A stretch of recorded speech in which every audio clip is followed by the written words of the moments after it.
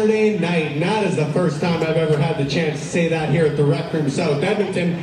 Give me a hell yeah. Welcome to the south side of YEG. Welcome to the Rec Room South Edmonton. Welcome to Love Pro Wrestling's 4th anniversary show, Savage Love. And we truly, madly, and deeply do appreciate you being here. That one's for the fellow 90s kids in the house. Thank you all. My name is Spencer Love. I will be your host, your maitre d', and someone who every so often you're going to see scratching at the back of his head because I have gotten a haircut. The mullet is gone. As a now 34-year-old man, as of yesterday, I figure it's time for me to mature a bit, to grow up, to take... Is that a beer with candles on it? Mike Carroll. Wow, this is... Spencer. I've heard Mr. Love. Safety hazard was, in fact, one of those. Oh gosh, the microphone's breaking. It sounds like is the voice in the 4th grade. Boris. Of God. This is the voice of God speaking. Everybody, let's sing Spencer a belated happy birthday. Are you ready? 1, 2, 3. Happy birthday to you. Happy birthday to you. Happy birthday, dear Spencer.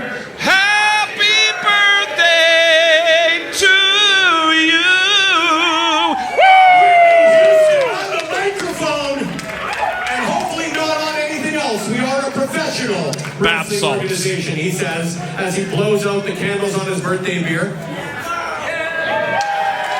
Ryan, I'm going to need you to take this back. I have no idea how to drink this right now.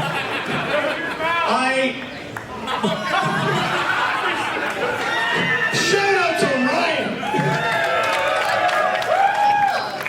Okay, well... I have to give this to you. I do have to look professional on camera because...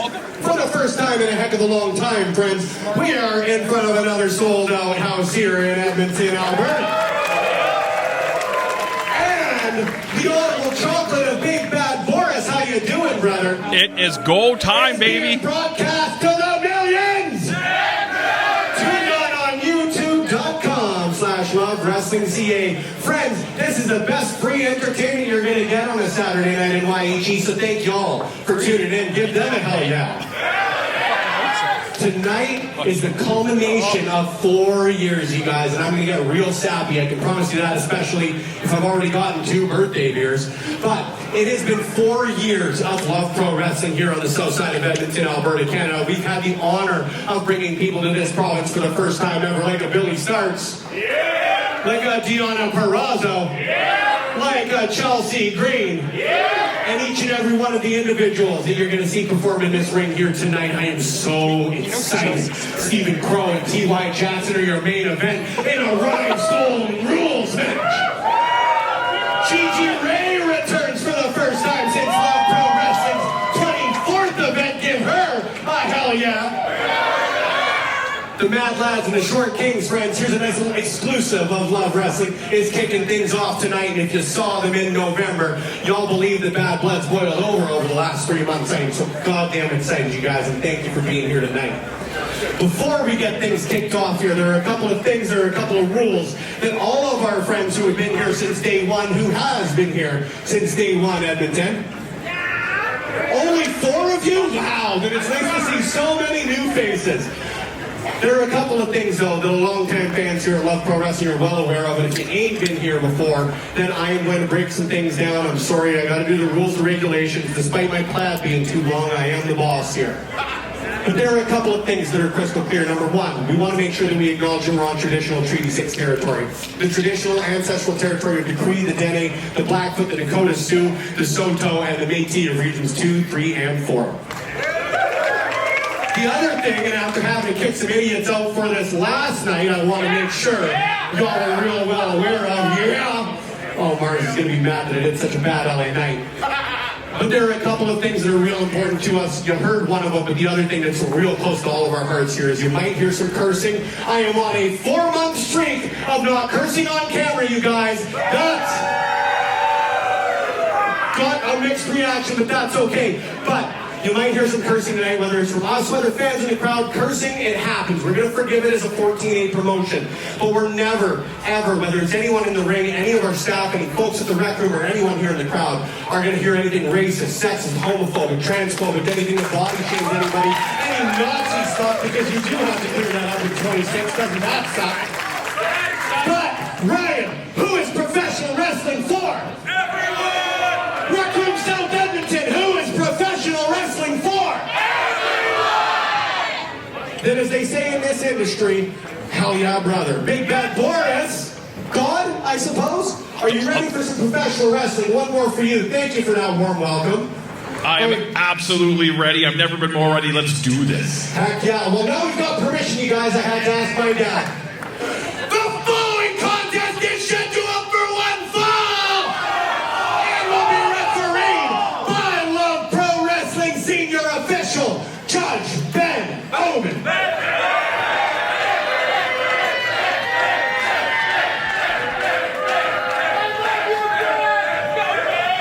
Making their way to the ring first. It is Saturday, March the 21st, 2026, and we are live and free across the YouTubes for LPW number 46, Savage Love. My name is Big Bad Boris. I am thrilled to be behind the microphone bringing you all the action tonight. We have a stacked lineup of matches for you, starting off with the Mad Lads as they make their way to the ring.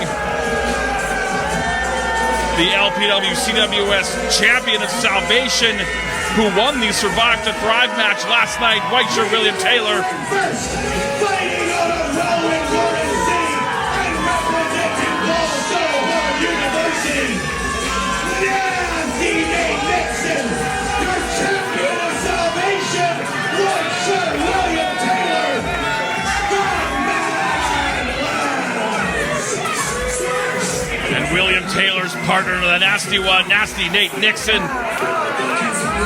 They are going to tie it up with the Short Kings. Absolutely no love lost between these two pairs of incredible athletes. Tonight we are celebrating our 4th anniversary, 4 years of amazing LPW action, and we're not stopping anytime soon. Their opponents.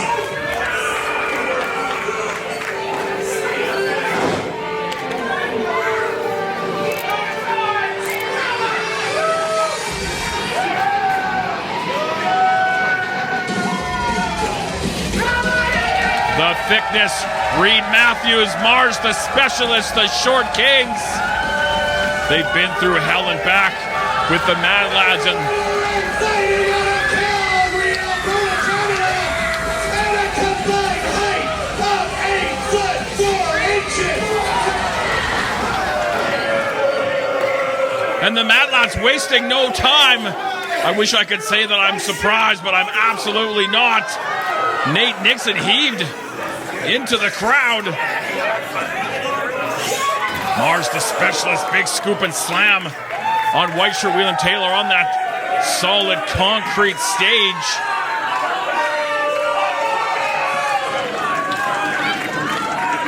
And I think we might be looking for a little bit of a butt bongo fiesta here at LPW 46.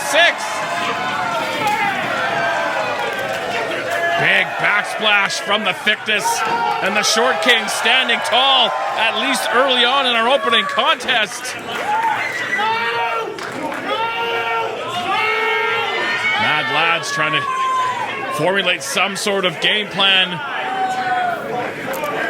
Meanwhile, up on that staging area, the Thickness, Reed Matthews, a human projectile taken out. Nasty Nate and William Taylor. And we are starting off hot here at the Rec Room tonight.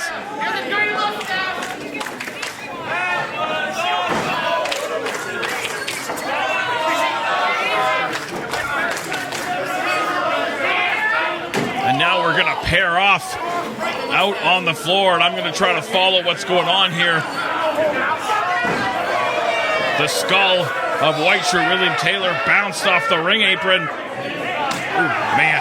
Hard knife edge chop. Meanwhile, on the opposite side of the ring, Nate Nixon getting the better of Mars, the specialist. Mars down onto that ring apron.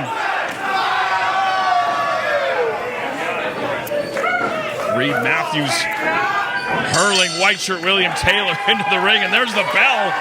And we are officially underway with LPW 46. Big running knee strike from Nixon on target.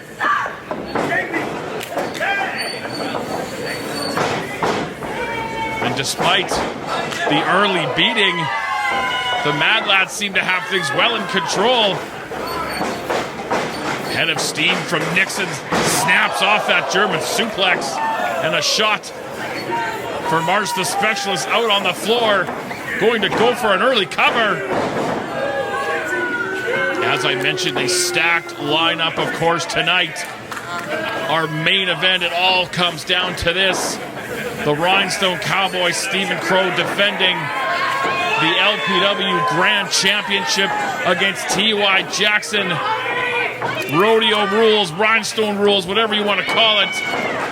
T.Y. finally gets his shot, one-on-one against the Rhinestone Cowboy. As William Taylor choking. Reed Matthews across that middle rope, stomping away in their corner. Tag team titles will be on the line. Lira. Again, the back turn of Judge Ben Omen, missing out on some double team maneuvers from the Mad Lads.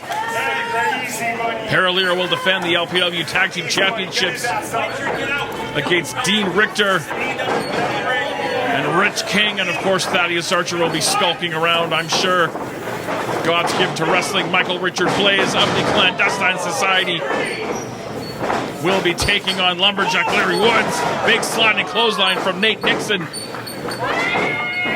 Christian Starr and Nick Shastnastic. The Scramble Championship also on the line, so stick around. We've got a hell of a night of action.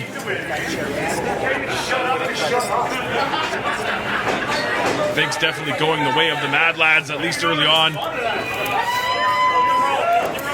First the jacket, now the t-shirt across the throat of Reed Matthews. Taking every bit of that 5 count from our head official, Judge Ben Omen.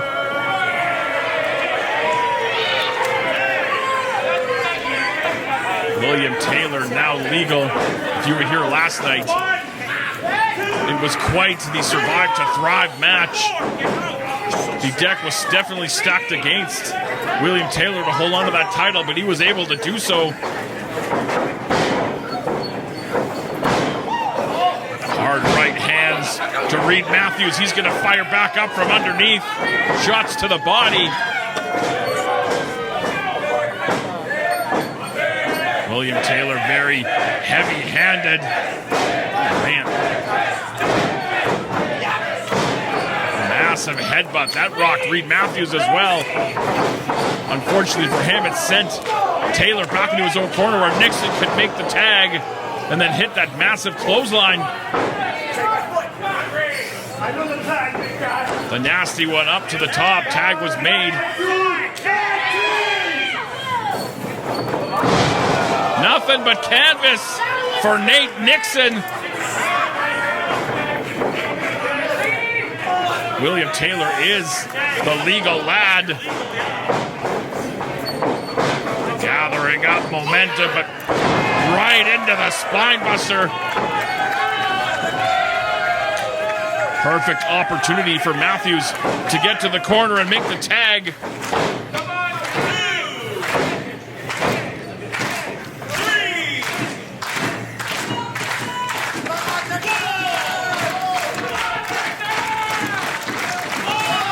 Reed Matthews makes the tag. The Crimson Lion now legal. He's got 2 Mad Lads in the ring to deal with. So far, so good. Opposite corners of the ring. Nick Nixon takes out his own partner. German suplex. Make it 2. Waste control, but nice standing switch from Mars. Both Mad Lads go for the ride. And it is loud in the rec room in our first bout. The Short Kings trying to rid themselves of the Mad Lads once and for all. Up onto the shoulders, muscled them up in the fireman's carry, but going to the eyes.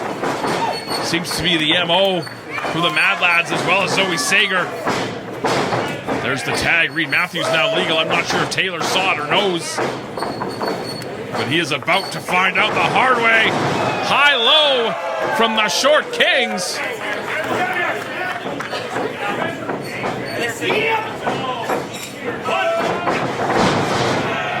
Tremendous tandem offense, but Nasty Nate able to make the save for his partner.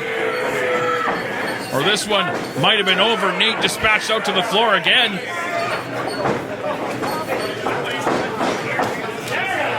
Tag into the Crimson line, and they might go tandem once again. Nixon wisely dragging his partner to safety as the civilians run for their lives. Lions can fly. Oh, but he got caught by both Mad Lads. Reed Matthews uses a projectile hurled into his own partner.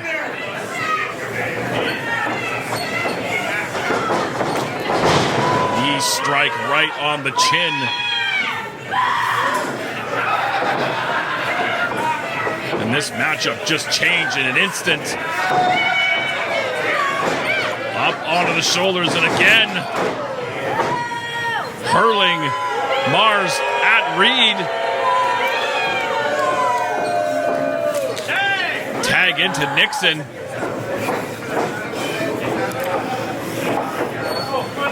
Things definitely going the way of the Mad Lads. A pair of hard, hellacious knee strikes. Both Short Kings kick out, even though Mars was the legal. A little bit of frustration. We've seen white shirt William Taylor. He can get frustrated, which leads him to a very, very dark place. All 4 competitors inside the ring, looking for that super buck. Nasty. Roaring elbow. Shoulders down. White shirt gets the shoulder up. Mars looking to take advantage, but he got caught with the right hand. There's the tag. Oh, man. Right on target. That rocked the thickness.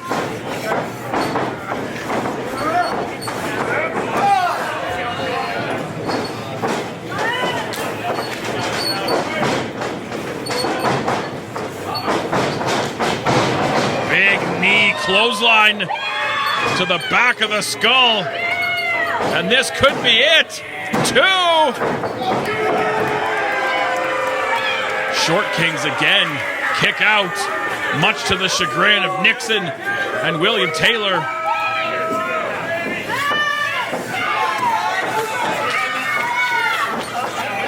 Reed Matthews left to his own devices in the ring, able to get down, get his feet back underneath him. Judge Ben Omen sandwiched in the corner with the weight of both Mad Lads. Big kick to the back of the skull.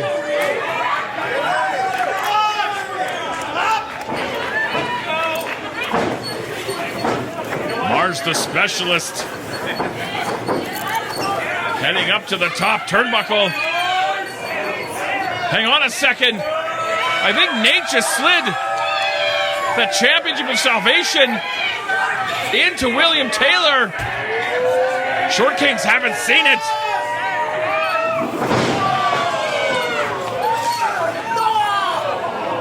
Reed Matthews got a face full of gold.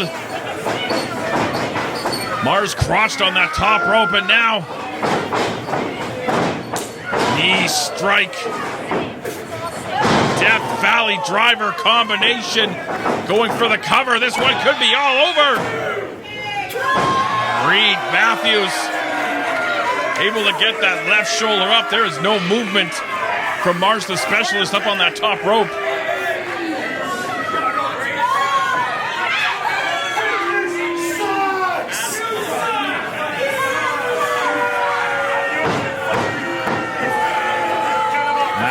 Having a discussion with the ringside fans, looking to combine their efforts once again on the thickness. Reed Matthews looking for that super buck nasty.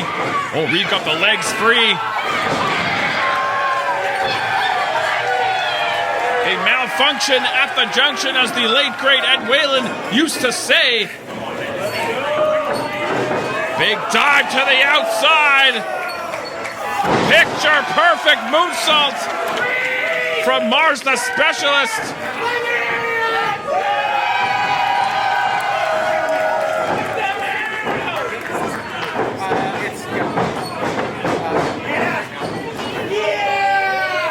Reed Matthews with white shirt William Taylor muscles him up into the tandem German suplex.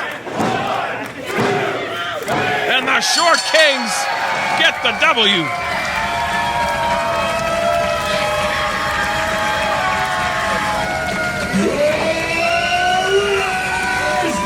Mars the Specialist, the thickness Reed Matthews, the Short Kings. And now the Short Kings can hopefully put the Mad Lads in their rearview mirror and move forward.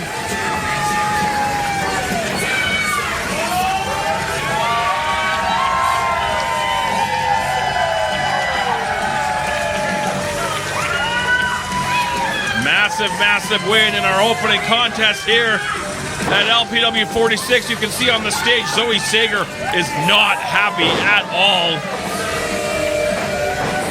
with the lads taking the L. Looks like she's perhaps has some reassuring words for them.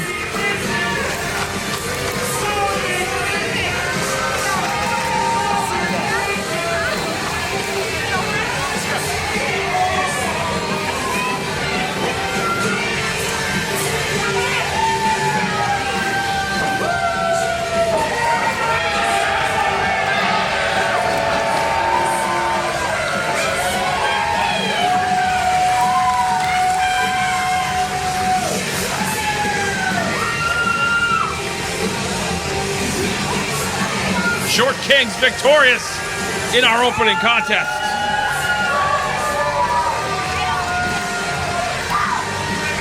One more for the Short Kings. Now I know it's a little bit early. It's not like me to do anything too early. How y'all liking on pro wrestling after match number 1, friends? Who is out at a pro wrestling event for the first time tonight? Say it louder. Your friends are calling you out.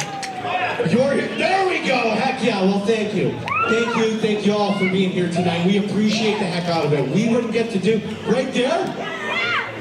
I can't hear you. Are you out of your first pick? Give a one hell yeah for these guys. Thank you all. We don't get to do what we feel we do better than anybody in this city if it isn't for anybody like you supporting us. It means a whole heck of a lot. So if you want to follow us, tag us in your Instagram stories or reels or TikToks. I'm 34. I got no idea what's going on anymore. But you can follow us wherever podcasts are played, videos reviewed, or great live wrestling shows happen at Love Wrestling CA. Let us know you're here. As Scott Steiner once said, holla if you hear me. I'm stealing so much. We're on YouTube, and I'm stealing more than I ever have. This is going to demonetize us, but that's okay. We got a couple of people coming up that are right on the money. I'm real excited to see these two coming up. For the past few years, we've partnered with the Clandestine Wrestling Society, Edmonton's premier professional wrestling training school. If you want to learn how to get in the ring, visit clandestinewrestlingsociety.com. But these two individuals you're about to see are products of the Clandestine Wrestling Society. We're the best from front to back. And that is a phrase that you can't say at a PG show. Yes, Chef. The following contest is scheduled for one fall and will be refereed by Stu Garvey.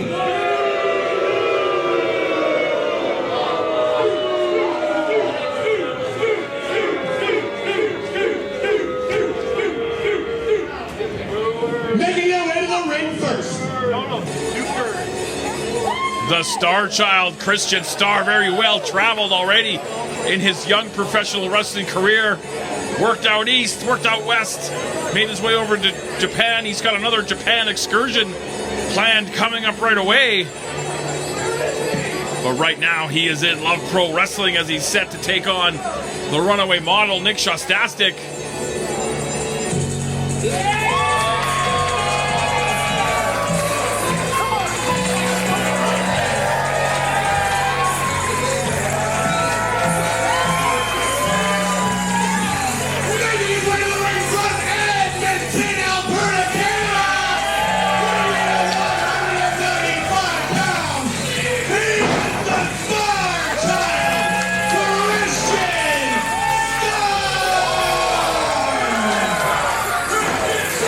Athletic, talented young man. Will go any style, including a couple of forays into the death match. His opponent. And his opponent, the runaway model, Nick Shastnastic, former LPW Scramble champion, and a damn handsome man, if I do say so myself. A very promising model career he has foregone for the grappling game.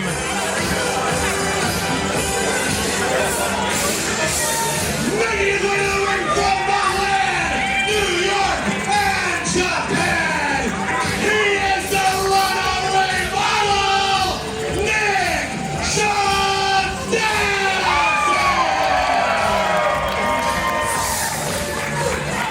And this matchup featuring two promising up-and-comers. Should be a lot of fun as we're set to get underway. Stuart Garvey, your third man in the ring.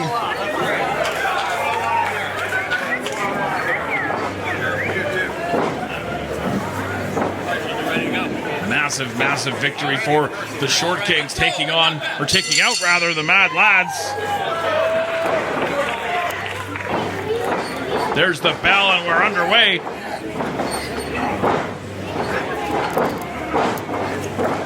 Shastnastic could use the size strength advantage he has, takes it back into the corner, and now going to make him think about it just a little bit.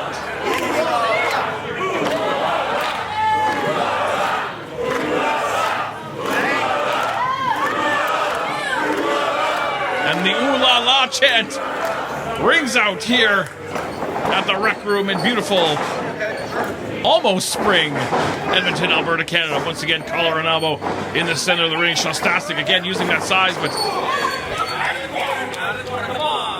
using momentum to switch it up is the Star Child. A little playful game of one-upsmanship. I know there's a lot of respect between these two young men.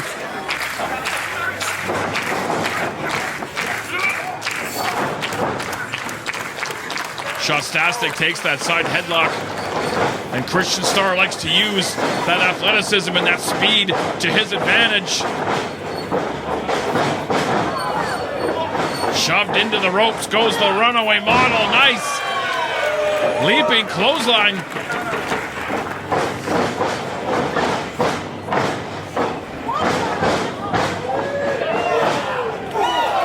Incredible quickness from Christian Starr early on.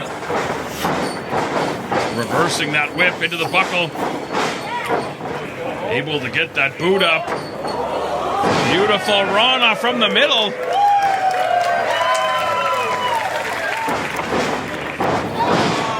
massive pump kick. That's going to send Shastnastic out to the ring apron. And you are not safe on that ring apron. Oh, he kind of baited him in there. Leg drop over. Hung him out to dry over that middle rope.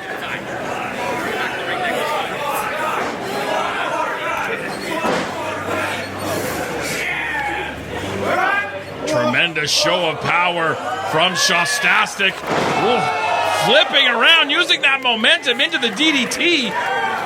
Nick Shastnastic likes to use that body slam inside the ropes. Christian Starr been studying up for this match and was ready for it. Shastnastic out on the floor. Keep your eyes to the stars. In between the middle and bottom rope. Sends Shastnastic into the third row.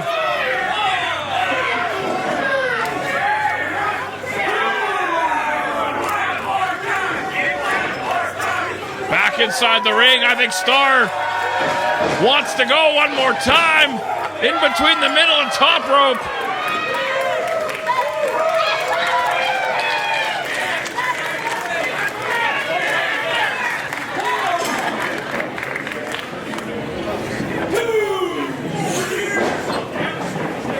Christian Starr can't win the matchup on the outside.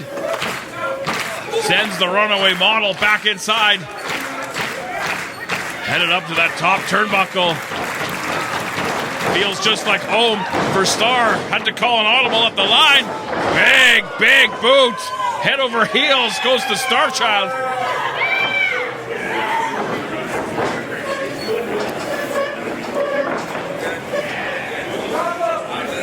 And now Shastnastic looking to take over hard into the buckle.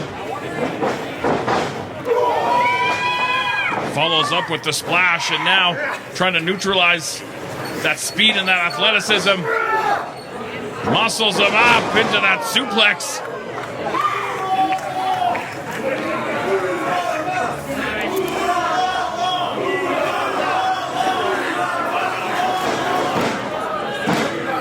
Starr getting the shoulder up. Shastnastic showing the wear and tear from those dives he was on the receiving end of on the outside.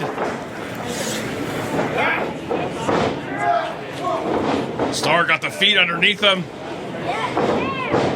Rolls him up, shoulders down. Nice sliding clothesline. Nice reversal from Shastnastic. Couldn't get both shoulders down.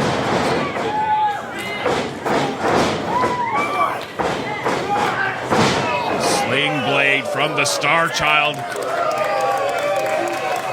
Very much back and forth. No one's been able to kind of hold the pressure on for too long. Starr again looking to go high risk.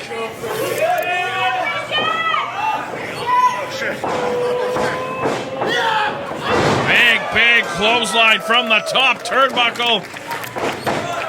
2. Oh, Shastnastic.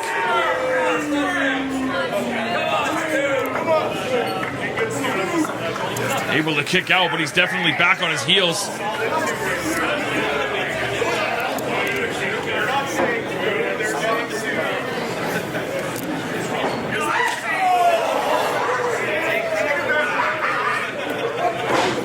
Hard right hand in the corner. Still to come. Rhinestone rules. Stephen Crowe defending the LPW Grand Championship against T.Y. Jackson. It's finally here. And you are not going to want to miss it. Nice rolling cutter from Starr. Will it be enough? Zoe Sager going to defend the Scramble Championship. Tag team titles on the line as well.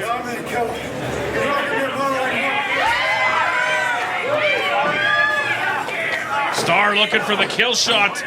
Butterflies the arms. Shastnastic able to spin out into that Olympic slam. Nicely done. Now he appears to look like he wants to go for the cover as well.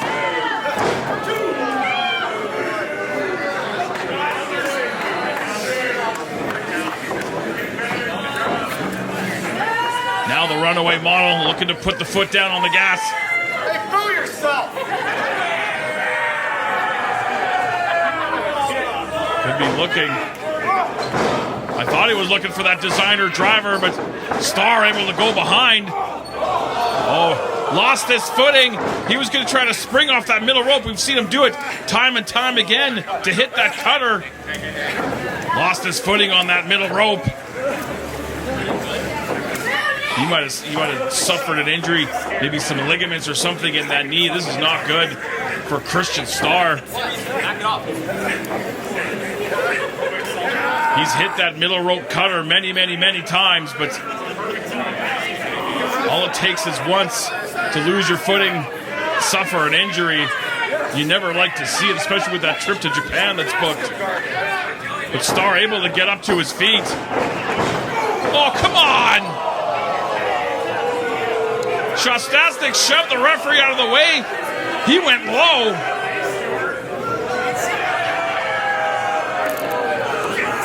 Oh, come on, Nick. Going for the cover, gonna hook that injured knee. And the runaway model gonna get a victory.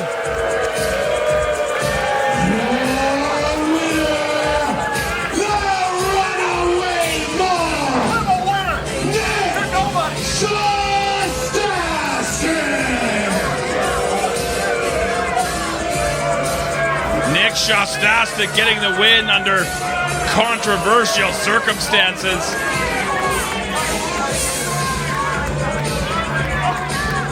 I don't like to see stuff like that in my professional wrestling. And I didn't think I would see it from somebody like Nick Shastnastic, but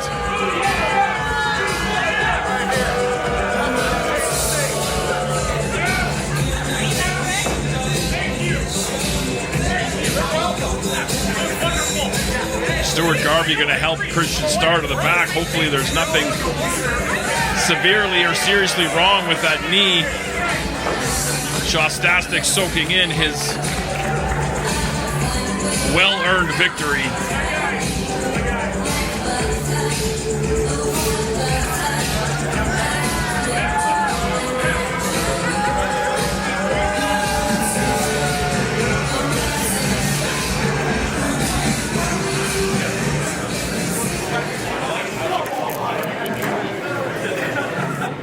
That was rude. That was rude. That was rude. That was rude. That was rude. That was rude. Don't like that. Not a fan of that. One might say that was a dick move. But there's no time for jokes at a time like this. Friends, thank y'all once again for being here. I know I'm going to say it a million times, but we don't do what we do without all of you supporting us. We don't do what we do without the great individuals here at the rec room supporting us. Thank you guys for letting us call y'all home for the past 4 years. Now we're going to be embarrassingly loud because I know they all hate attention. So let's give one up for Ken, D, Mike, Bud, and Big Bad Boris, who famously hates attention. I hate attention. I can't stand it. Don't cheer and chant my name. A huge thank you as well, too, and I'm going to say this a few times because it's such a great problem to have so many great local brands supporting us. So a huge thank you to Alley Cat Brewery. I'm sure a few of you have indulged in 1 or 2 or 6 here this evening. All the power to y'all. Please make sure you get home safe, and please make sure you're tipping your bartenders here at the Rec Room South Edmonton. We want to see you on April 24th. This is, I've said this before, it is some of my favorite branding we've ever done. Coming up for next month, and ain't no branding like a Love Pro branding. Instead of S Club 7, I think, right? But a huge thank you to you guys, a huge thank you to McBain Camera, a huge thank you as well to McGinnis Law, to Beauty Gimmicks, to the Edmonton Oil Kings, who host us every year. You don't do what you do without a great community surrounding you. And whether it's each and every one of you in a sold-out house or the millions tuned in on YouTube, it means a whole heck of a lot. Now I'm not going to be bitter taste in my mouth, some sour grapes on my end of things. So we're going to flip the script a little bit. We're going to get to some gold here, friends, wrestling fans. That sound good by you? Can I get a hell yeah? Can I get a yes, chef? And friends, why do we say it here on the south side of YEG? We You are cooking, so let's get to cooking up a tag team championship match. The following contest is scheduled for one fall! And it's for the World Pro Wrestling Tag Team Championships! Your deciding referee for this title bout, PWA Hall of Famer, Mike the Fitzpatrick.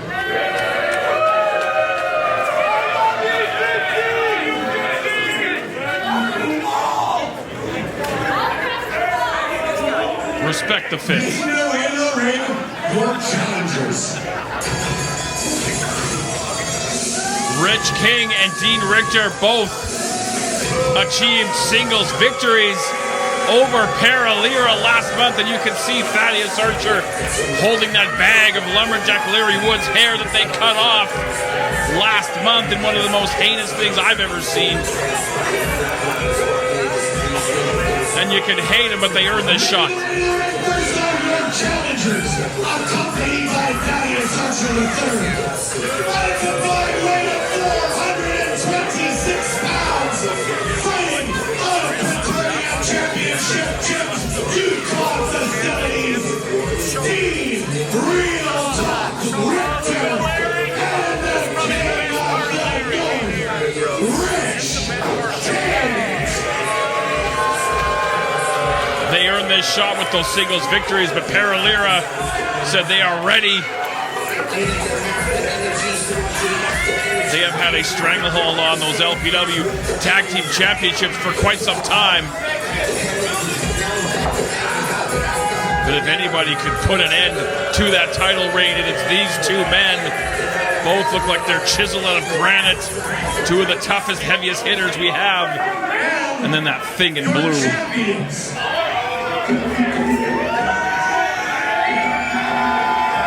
Sheikh Akbar Shabazz, the son of Kosovo Bayrat Garani, your LPW Tag Team Champions.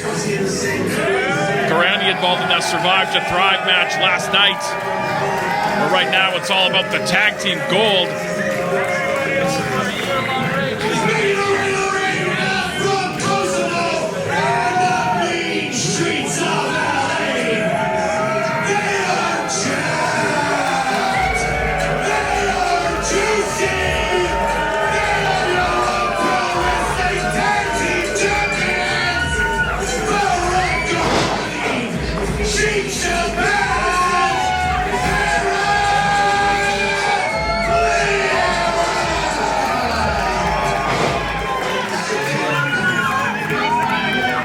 And Juicy, the hottest merchandising brand in the entire industry. They're flying off the shelves. Hell, even I got one. And I am neither Jaxx nor Juicy.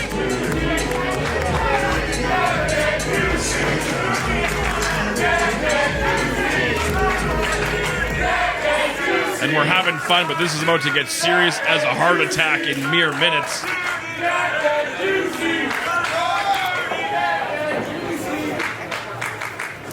As previously mentioned, Michael the Fitzpatrick will be your official. It's looking, thought it was looking like Rich King was going to start it off, but we've got both members now in the ring, which makes me a little nervous.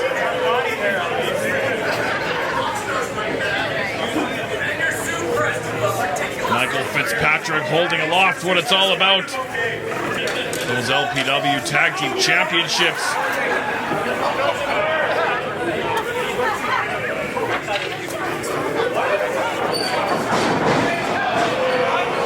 And Richtor and Rich King wasting no time, wanting to make the most of this title opportunity. They're going to get the jump on Lira. Both able to duck that clothesline and hit clotheslines of their own.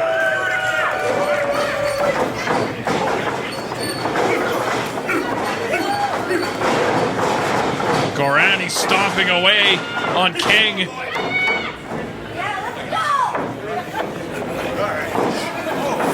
Firing off Shabazz with the splash in the corner. Gorani with one to Richtor. And it appears the Pearl Harbor job not paying off for Richtor and King. Count along and home, everybody.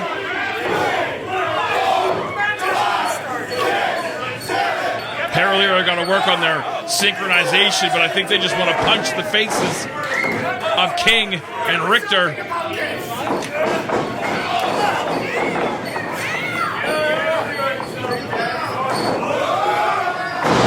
Double choke slam from the champs. Showing why they are ruling the LPW Tag Team Division. Thaddeus Archer looks concerned, and rightfully so. Now we're going to take it to the streets. I think both members of Lira got caught coming out there. Maybe a little too much time celebrating. Ooh, hard into the post. Goes Shabazz.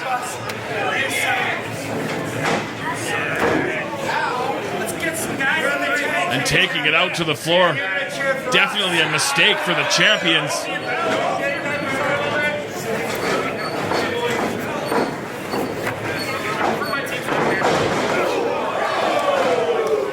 Now King and Richtor knocked off the apron onto the floor. Big dives from both members of Lira over the top.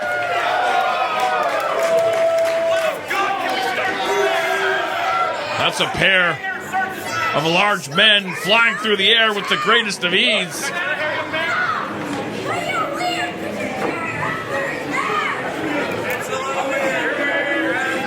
Rich King. I think he might be, he might have had enough trying to head back through that curtain, but he got caught.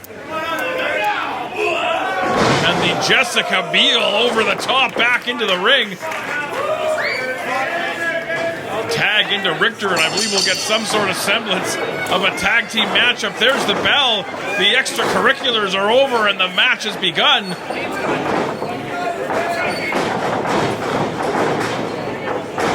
Nice leapfrog from Bayrat Garani.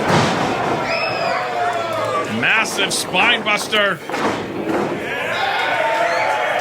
Garani very athletic for a man that size.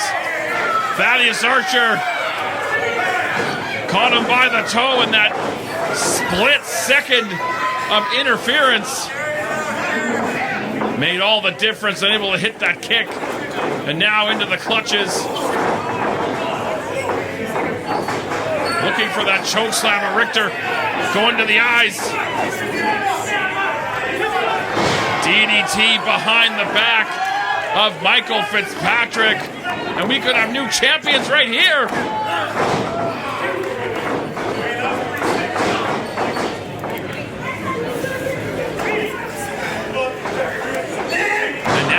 Richtor looking to go to work on Garani.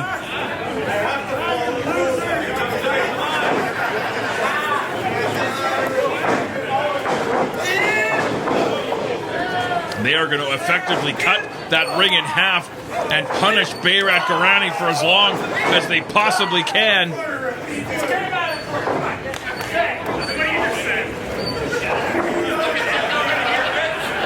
Rich King now legal.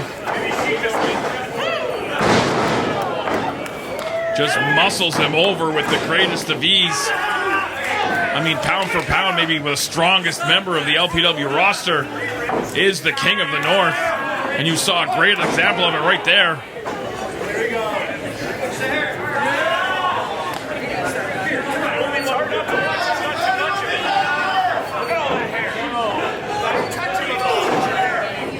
I'm still a little bit shook from what we saw from Nick Shastnastic earlier.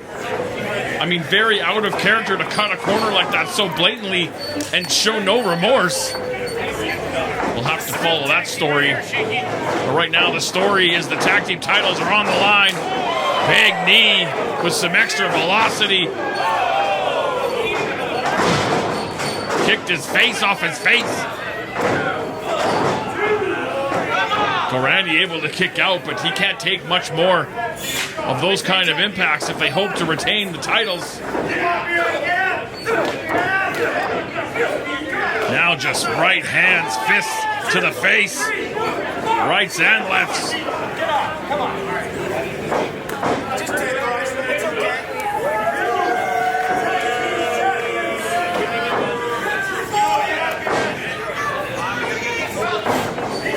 waist lock, controls where the body goes, feeds those knees inside. Right back down to the canvas. Control of Garani while making the tag. Big drop kick from King. And Richtor and Rich King working like a well-oiled machine here in their quest to win their first LPW Tag Team Champions. Of course, Rich King has held that title before with former best friend and now bitter enemy Lumberjack Larry Woods, who we will see a little bit later on going one-on-one with God's gift to wrestling, Michael Richard Blais. There's a shot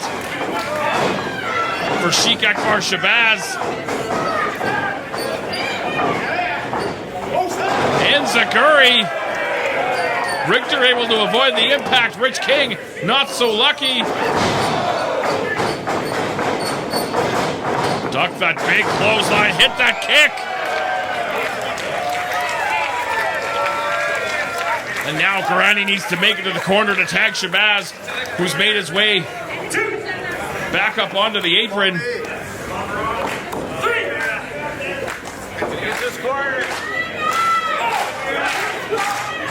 I'm not sure Garani knows what corner to go to. You can see Shabazz stomping and making a lot of noise, and that's not only just to rile the crowd up, that's to let Garani know what corner he needs to go to. He's taking a pounding. And now Sheik Akbar Shabazz administering a pounding to Richtor and Rich King. Stacked up in the corner, big European uppercut.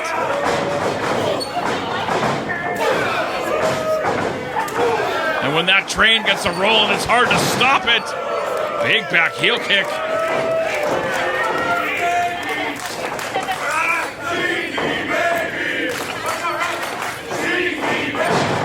Finley roll back up to his feet.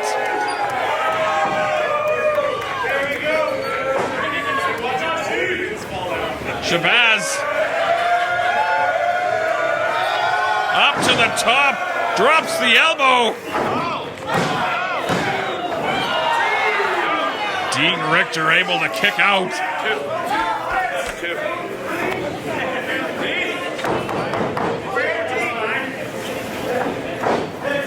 Shabazz looking to keep the pressure on. Up into that crucifix bomb. Rich King came to the aid of his partner. Unfortunately, Shabazz got too close to that corner. And now they're going to combine their efforts. Beautiful tandem offense from King. And his partner unable to get the 3 count. But damage certainly done. Shabazz trying to get to the corner. King picking his spot, trying to go for that Olympic slam.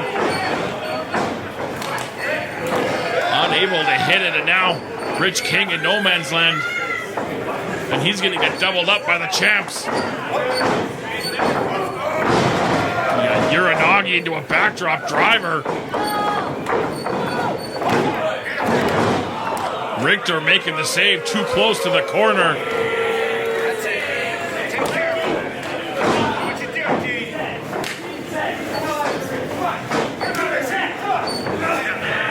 Over the top, down to the floor. Go Shabazz and Richtor, that's going to leave Bayrat Garani and Rich King alone in the ring. Garani looking to go for the spacewalk. Oh, punch right into the breadbasket.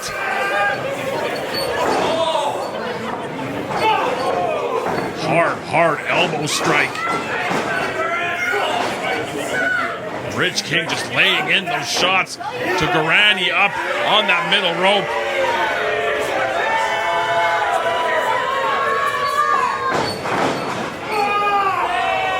Every time I see that, I'm amazed by the athleticism and the vertical leap of Rich King, but he got caught.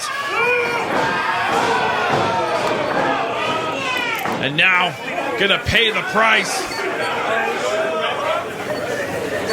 Up onto the shoulders. King trying to fight his way out. Lira looking for that red rum. There's a shot for Thaddeus Archer. Can't say I'm sad to see that. There's that Olympic slam King was looking for earlier.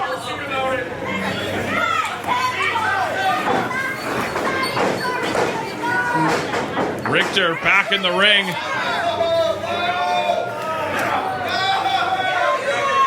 And they're going to double up on Gorani in that corner.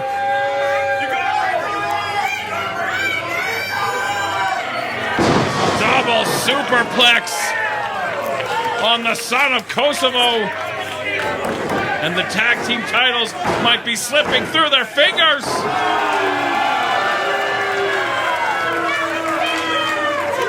Gorani barely got that shoulder up. But he is in a bad way. King getting frustrated. So close to achieving their goal. And you heard him, he said he's not going home empty-handed.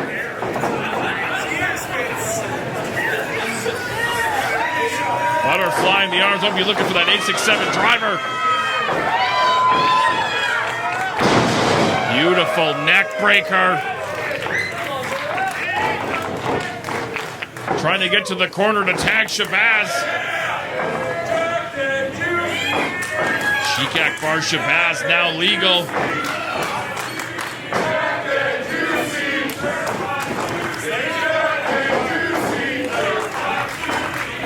And now Lira combining their efforts. Roaring elbow to Gorani. He was looking to go, oh man, for that big leg lariat. Dragon suplex from Richtor.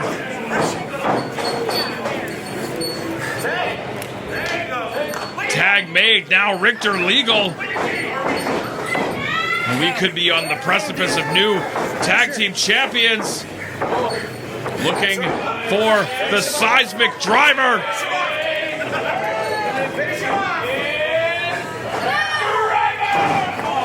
The inside cradle from Shabazz.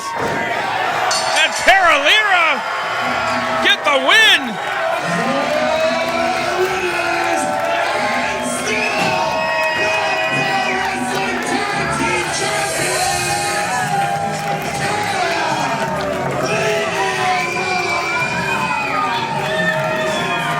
Lira retained the tag team titles, but by God, they earned it.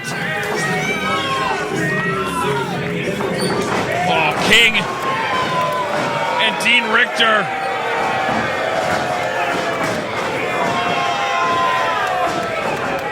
They're going to get their pound of flesh since they aren't going to get the 10 pounds of gold.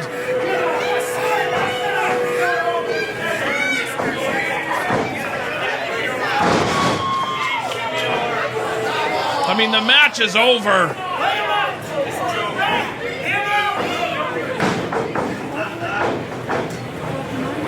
Up on the shoulders. Bayrat Gorani. Seismic driver.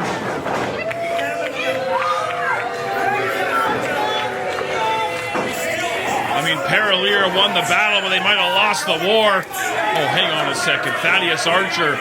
Thaddeus Archer's got those clippers.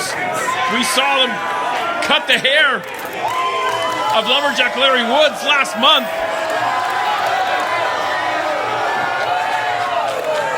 And they're looking to cut the beautiful locks of Bayrat Gorani. There's Lumberjack Larry Woods with the steel chain. Sawline. On to Dean Richtor with that steel chain. Thaddeus Archer in between King. Oh no. Thaddeus Archer in between King and Lumberjack Larry Woods.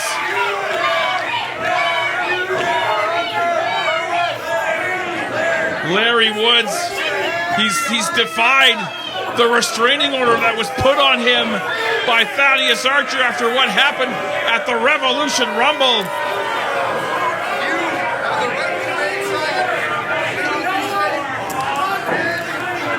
mean, he's being cuffed. Larry Wood's being cuffed and let out of the ring. I mean, yes, he violated the restraining order. Do we have to do this like this right now in front of all these people?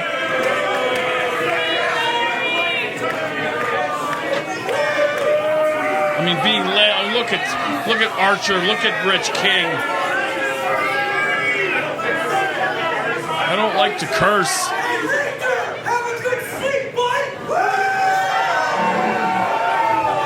I don't like to curse on commentary, but this is BS, man. I mean, Larry Wood's supposed to take on Michael Richard Blais later on tonight.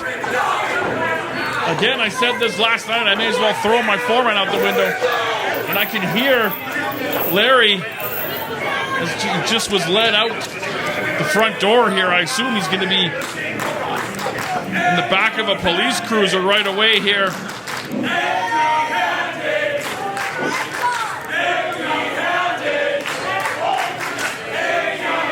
Well, I didn't think that it was going to come to this.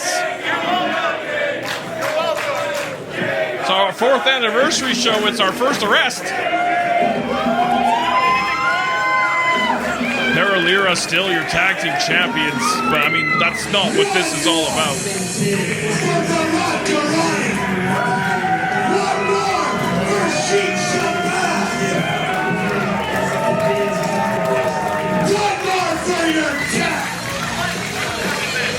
Oh, what now? This is not what I've got on my format sheet. I mean, Zoe Sager slated to defend the LPW Scramble Championship later on.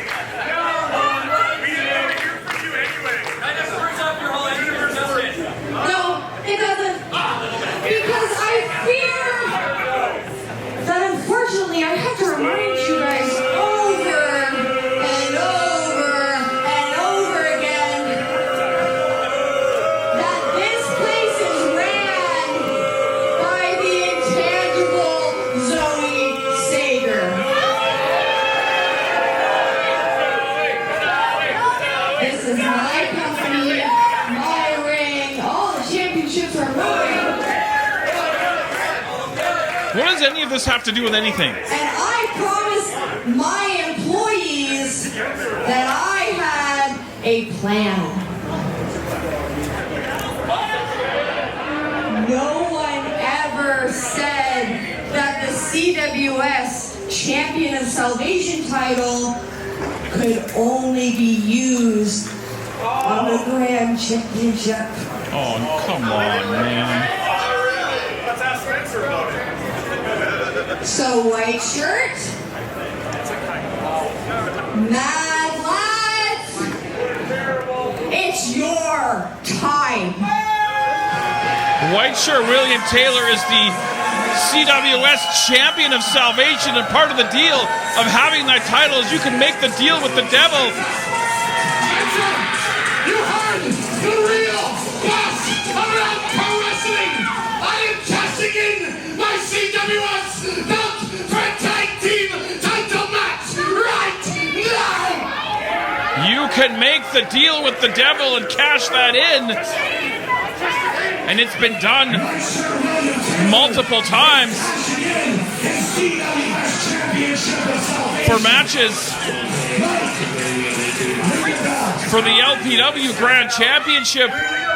But right out of Zoe Sager's mouth, it doesn't have to be just for that title.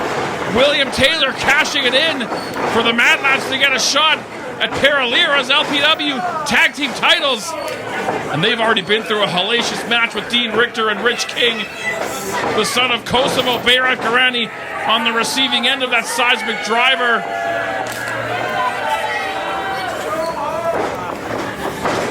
Opportunism at its finest, or worst, from the Mad Lads. I mean, Larry Woods just got taken out in handcuffs.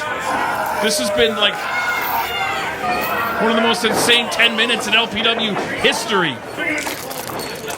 Tag to William Taylor. I don't know where Shabazz is, to be honest. I can't see him. Oh.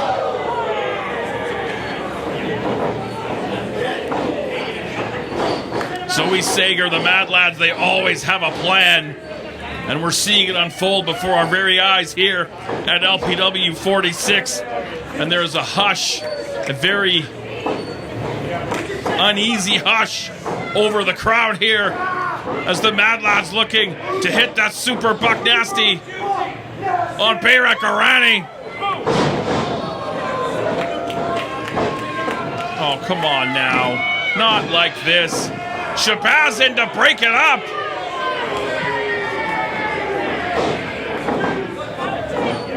And William Taylor again rolling the carcass of Sheik Akbar Shabazz out to the floor as they combine their efforts on Bayrat Garani.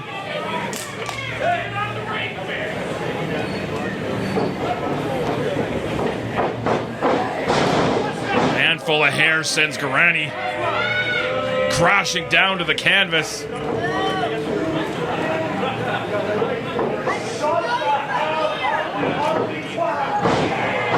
Trying for the German suplex. Able to go behind, up on the shoulder, down across the knee. Garani looking to make the tag to the fresh man, but look at the fresh man. He ain't so fresh. Both teams, wholesale changes. Shabazz looking to go to work on Nixon. Oh, knee right to the small of the back. Hard knee strike from Nixon.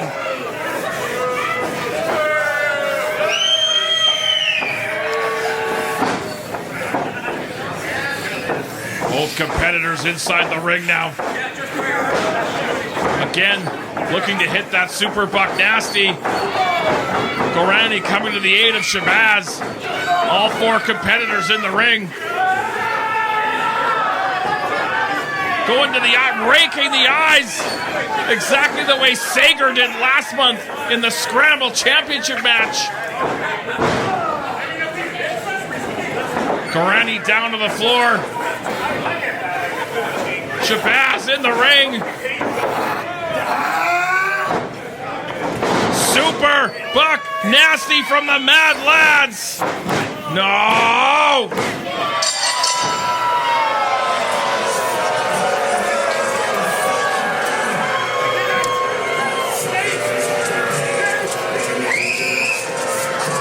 Nate Nixon, White Shirt, William Taylor, your new LPW Tag Team Champions. And look at Sager. She loves it when a plan comes together.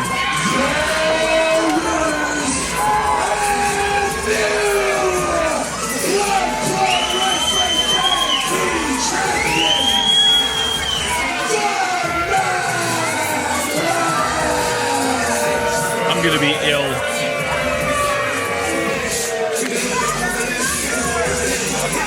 Putting an end to the lengthy reign of Lira. The Mad Lads and Sager draped in gold.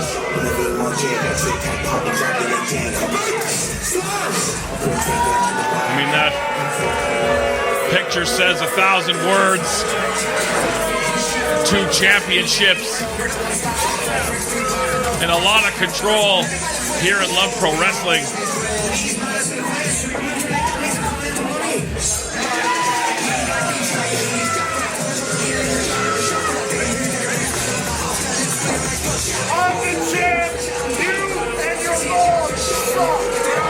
All right, can we move on with the rest of our night? I got a weak stomach.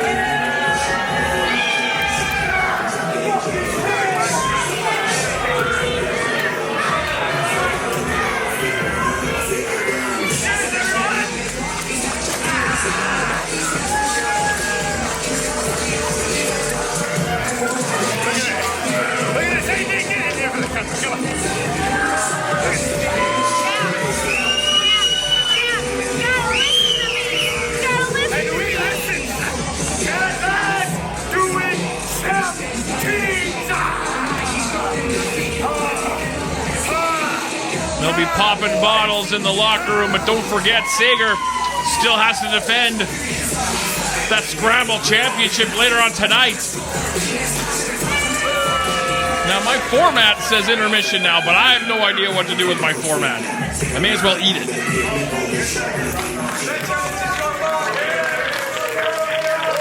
Fans showing Lira some respect after a lengthy and successful tag team championship run.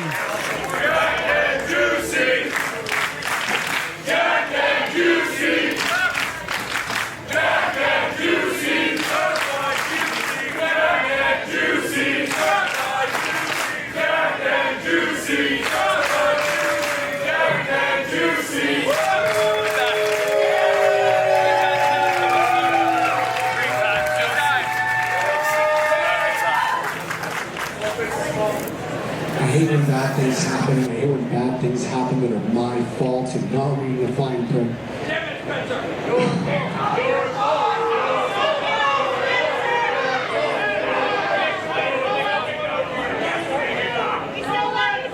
So I'm going to ask you guys a favor. We did have one more. I'm going to take some time. I'm going to head to the bar because my therapist said that drinking is good for my mental health. Don't check me on that one. Please do not check me on that one. Please do not check me on that one. But what that means, we're going to focus on the positives. We're going to manifest like Instagram tells me to do. After the intermission, we got 3 championship matches coming up.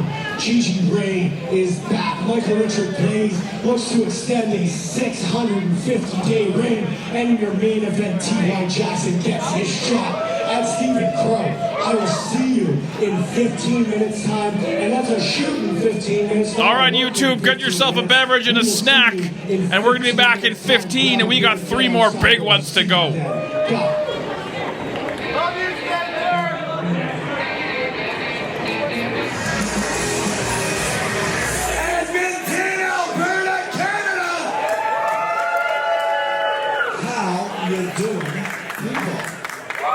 It's good to see the beer line finally starting to clear up. I appreciate it. Russ, you're at the back of the beer line. Can you give us a wave? Thank you all for supporting our local sponsors here at Alley Cat so wholeheartedly. It means a whole heck of a lot. As long as Wes, you have a safe ride home, correct? Yes, sir. We'll see you in April, correct? Maybe. I don't know which way to go with that one.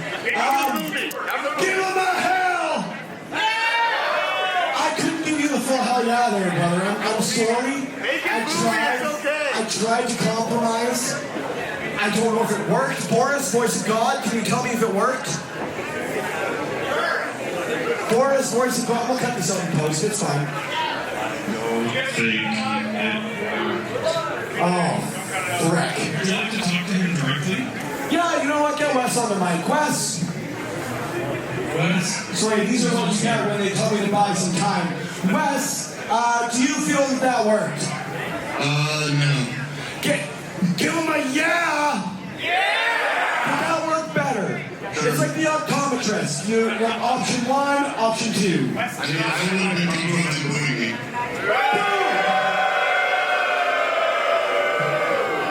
Honestly, thank you, Wes, Occam's Razor. I appreciate it. Sometimes the right solution is the simplest, and I appreciate that.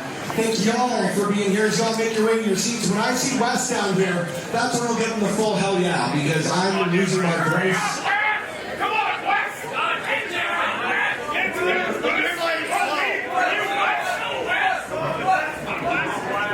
You guys aren't getting a PO for hosting, okay? None of you guys are. I'm hardly getting a PO for running this shindig. That's being a businessman, not a business boy, I suppose. How are y'all feeling as far as our first 3 matches here at Love Pro Wrestling 4th anniversary event? Can I get a hell yeah? You guys are so wonderful. I can't tell you how appreciated that is. This is our 46th event. People told us we weren't going to hit 2. Now we've got 2 brands running out here at the end of every month. Well, sometimes you got to spoil yourself and throw yourself a birthday party. So thank y'all for attending my birthday party. Army. Hooray! I don't need that. You already, thank you. You already gave me a can of beer.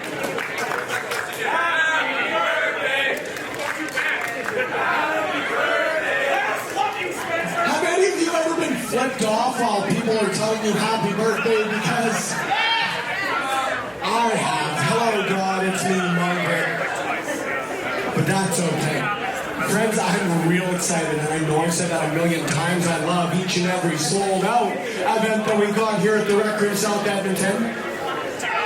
Each and every sold-out event that we got here at the Rec Room South Edmonton.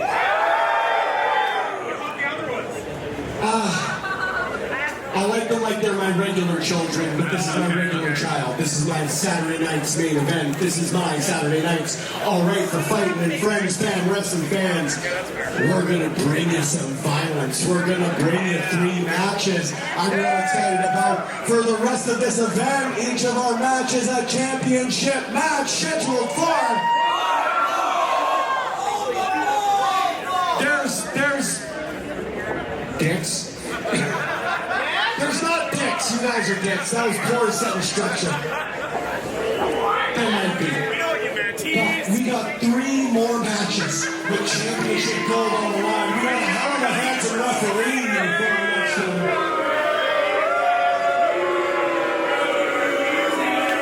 You shaved today. Accidentally.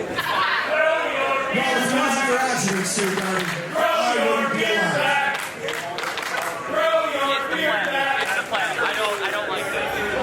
See, proper communication and feedback is key to making a relationship work. Thank you, Steve Garvey, for proper communication. Can we get a cop a hell yeah?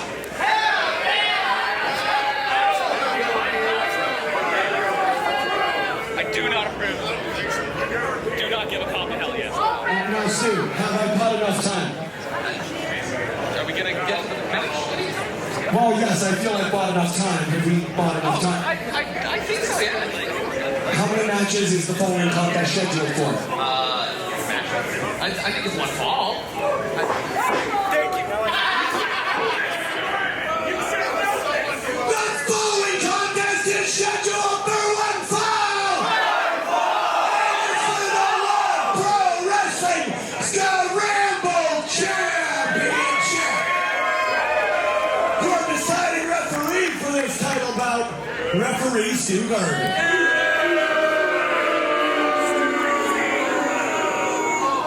Making their way to the ring, your first challenger.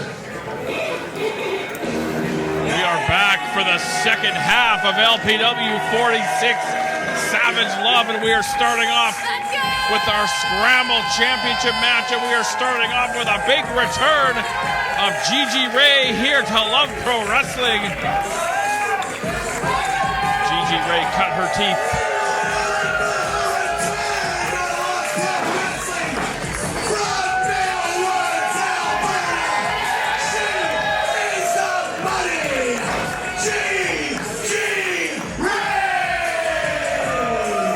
Gigi Ray cut her teeth right here in Alberta, beginning her professional wrestling career before relocating to Texas. Has been doing great things in Booker T's Reality of Wrestling promotion and many others, and we are very privileged and proud to have her back here in LPW. And she's got a shot at gold.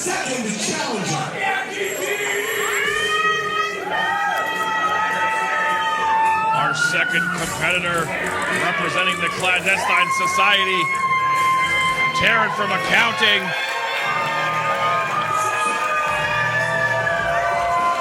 Involved in last night's Survive to Thrive match, unfortunately coming up short in her bid to become CWS Champion of Salvation.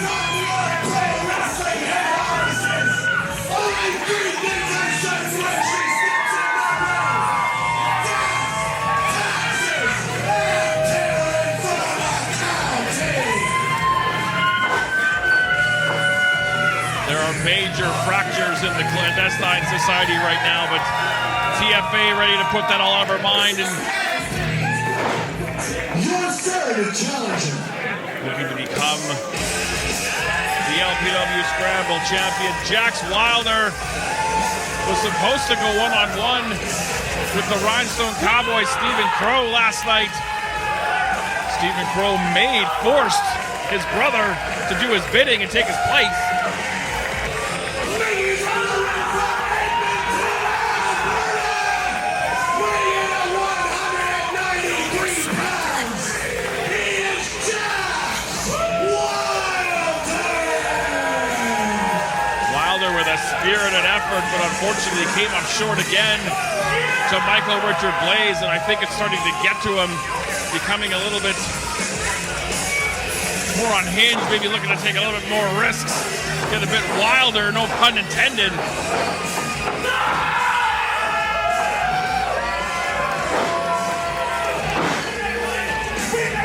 Your first challenger. The Canadian Goose, Kyle Shaw, a veteran of professional wrestling rings here in Alberta and Western Canada. If you set up a ring anywhere on this planet, he will wrestle in it. Himself a former CWS champion of Salvation, one of the most popular members of the LPW roster. Honk along at home. You gotta raise your right hand to a 90-degree angle and honk your heart out.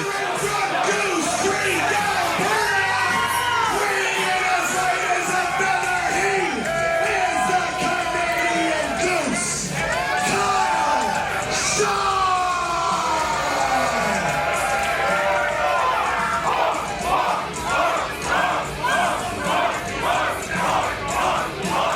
Everybody loves the Canadian Goose, Kyle Shaw. And finally, your champion. And last but certainly not least, we've already seen her out here helping the Mad Lads become tag team champions. The intangible Zoe Sager. Flanked by the very same Mad Lads. The first ever LPW Grand Slam champion. Accompanied by your pro wrestling tag team champions, the Mad Lads from Edmonton, Alberta. She is your Love Pro Wrestling Scramble champion, the intangible Zoe Sager. Gigi Ray's first professional wrestling match was against Zoe Sager, where Ray defeated Sager for the PWA Women's Championship. That was a long time ago in a galaxy far, far away. Now, for those of you who may be tuning in on YouTube for the very first time, allow me to explain the LPW Scramble Championship, at least only defended in Scramble matches. You see 5 competitors in the ring, all 5 competitors legal at the same time. First person to achieve a pinfall or submission walks out with the gold.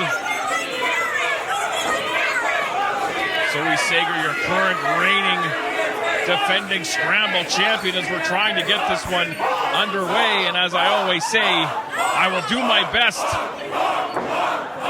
to keep control, or sorry, not control, no one can keep control, but I'll do my best to keep tabs to describe the action. But it ain't easy. I literally hold it. It's mine.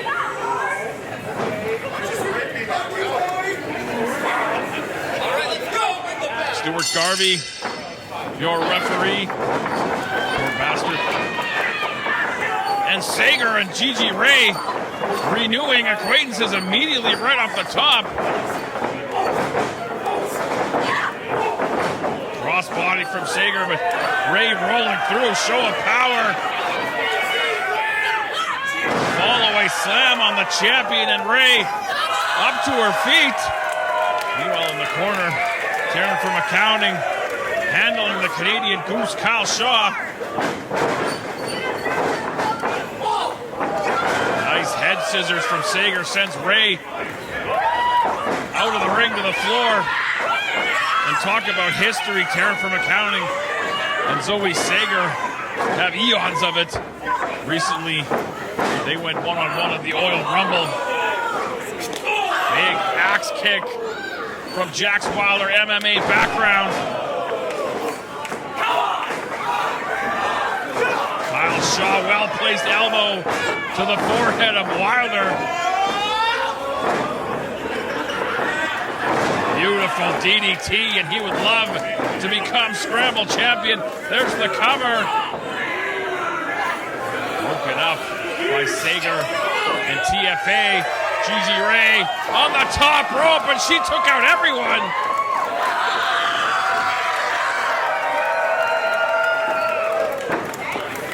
Tell me Gigi Ray's not fired up to be back in LPW.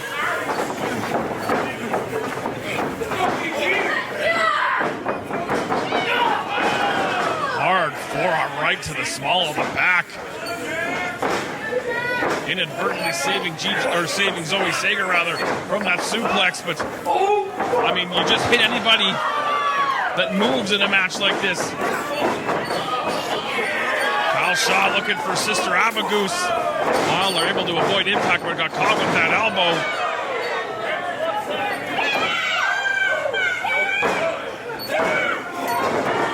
Shaw able to kick out. Sager making her way to the top, and she got caught by Taryn from accounting. There's a roll-up from Wylder. TFA kicked out, and then kicked Jaxx. Big cross body from Sager, shoulders down. That's broken up. So difficult to win a match like this. No champion's advantage. I mean, less than a 25% chance of the champion retaining. The math just doesn't math. Sister Goose with a little help from Jaxx Wylder.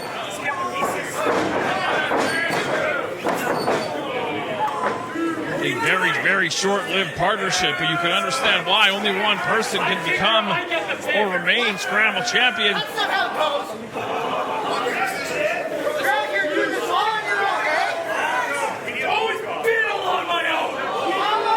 And I mentioned Jaxx Wylder unable to defeat MRB, and it's starting to affect his psyche a little bit. And we might be about to see an appearance by Mr. Flacco. Jaxx Wylder wants no part of that.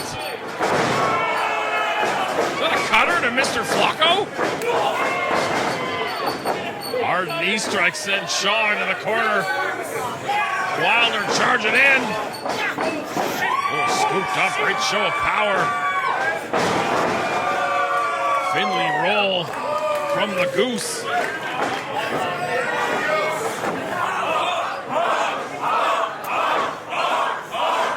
Looking to shove Mr. Flacco down the gullet of Jaxx Wylder.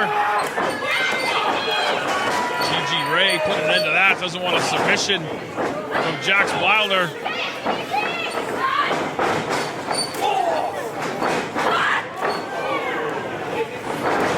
Gigi Ray handling all sorts of business in this Scramble Championship match, but got caught. Man, vicious from Zoe Sager. Hard knee in the corner. Raining down right hands. I think Sager might have snapped.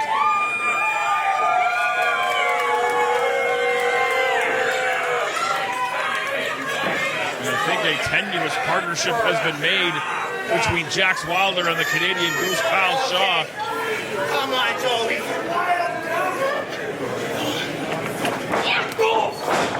Shot for Jaxx. Elbow from the Goose.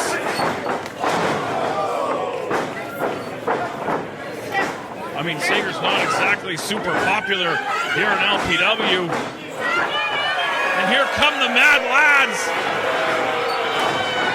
They saw Sager was in trouble. No disqualification in a Scramble match. Lads take out Wylder and Kyle Shaw. We can't have nice things here in LPW. We can't have nice fun scramble matches. You gotta have craft like this.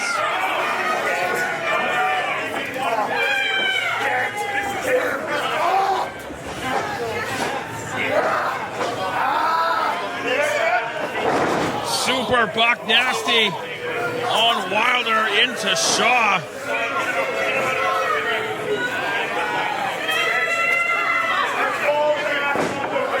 Sager directing traffic, the carcasses of Shaw and Wylder outside the ring. TFA and Gigi Ray back inside. Nixon gets low-bridged over the top and down to the floor into the sea of fans. Sager took out her own man. And now TFA and Gigi Ray combining efforts to get rid of white shirt William Taylor. Big forearm. Maybe we can get things back to the way they should be. Taylor over the top, out to the floor.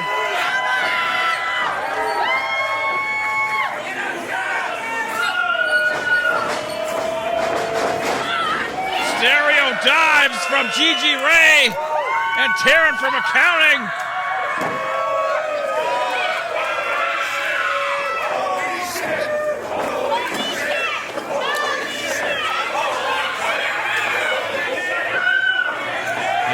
Looks like Taryn and Ray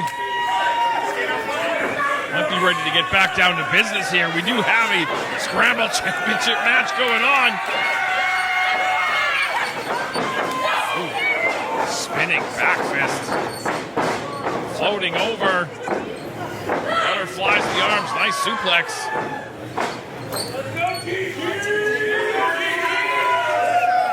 Gigi Ray up to the top. Again, white shirt William Taylor getting involved. He gets taken out.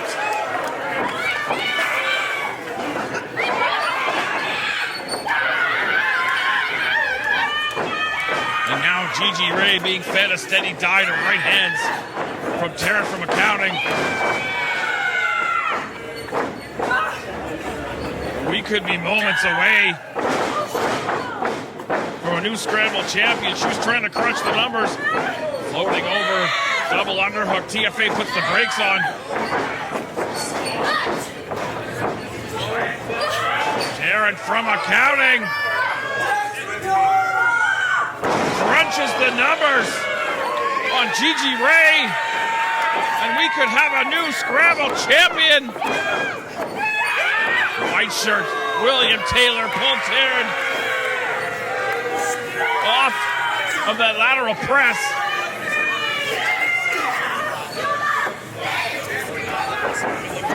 Sager back in the ring.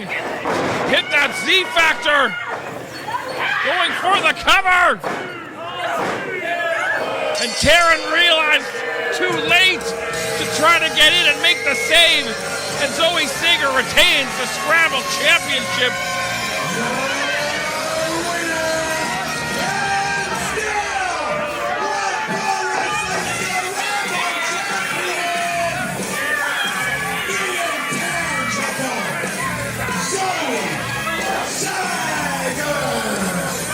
Zoe Sager always has a plan, and unfortunately for the other four competitors, it worked to a T.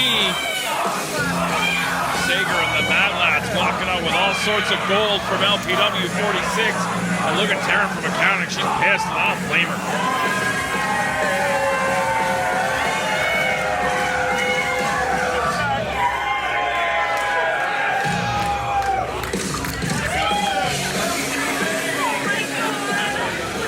TFA showing some respect to Gigi Ray.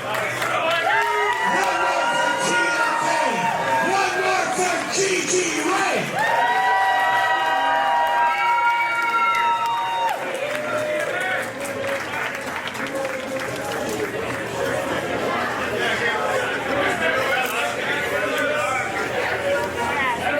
Sager remaining your Scramble champion.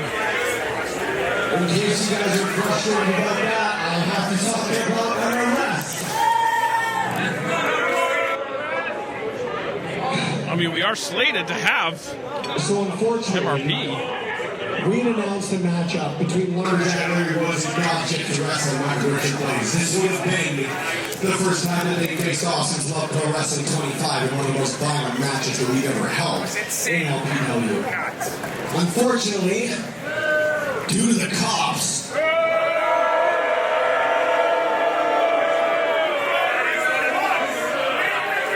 Lumberjack Larry will no longer be participating in our next matchup. However,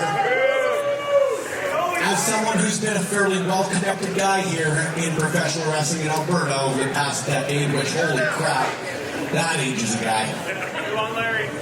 I think we've got a solution. So, the following contest is scheduled for one fall! Alright, well, I mean, It's for the Love Pro Wrestling Challenge Championship! we are going to have a challenge championship match. Your champion! God's gift to wrestling, Michael Richtor Blais has had a stranglehold on that challenge championship for hundreds and hundreds of days. Things are not all beer and Skittles in the clandestine wrestling, or the clandestine society. We saw last night Blais forced to take Stephen Crowe's place in a match with Jaxx Wylder. And Stephen Crowe last night, he said the quiet part out loud. He said he was the leader of the clandestine society.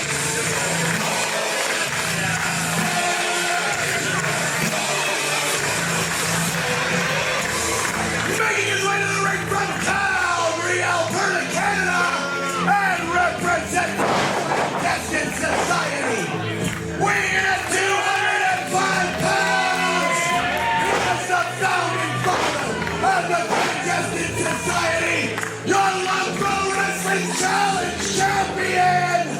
He is your savior, God's gift to wrestling, Michael Richtor Blais. And everything going on within the clandestine society, he's got to put out of his mind to defend that challenge championship, and not against who he's been preparing for.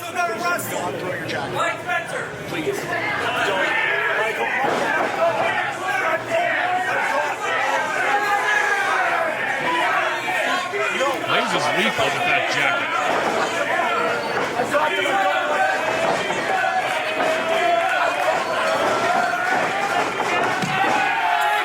Right on target. I know Larry got arrested, the cops kind of suck, but I still want to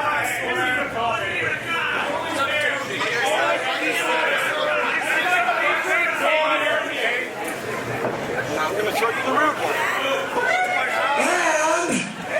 All right, let's see what we got going on here. As an opponent for MRP.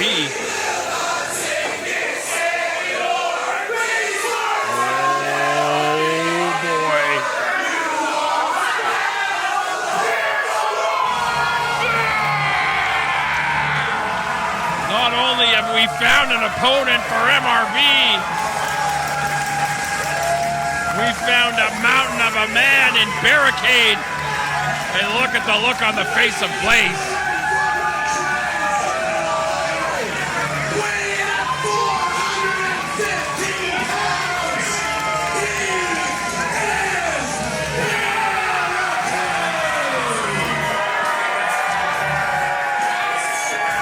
Things just got a whole lot more interesting. Look at MRB. He looks like he's just seen a 400-pound ghost.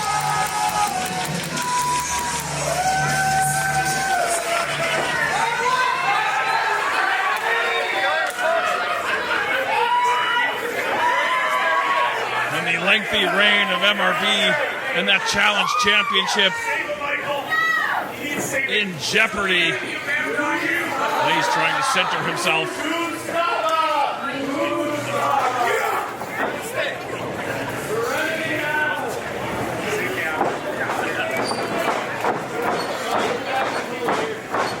Michael the Fitzpatrick displaying that beautiful LPW Challenge Championship.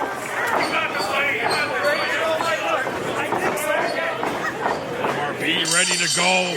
There's the bell. And Blais decided to go.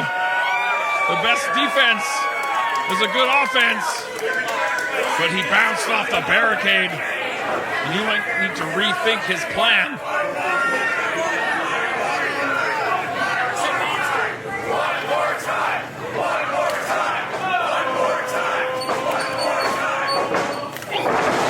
The definition of insanity is doing the same thing and expecting a different result.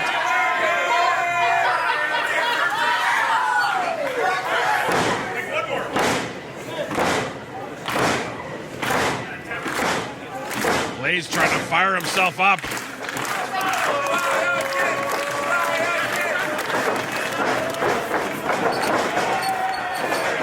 And now just firing in strikes to Barricade.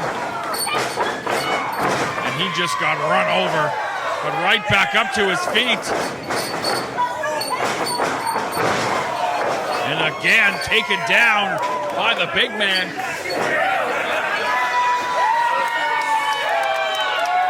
Still to come, our main event, the LPW Grand Championship on the line. Rodeo rules. Cowboy brings the weapons. The Rhinestone Cowboy, Stephen Crowe, defending against T.Y. Jackson.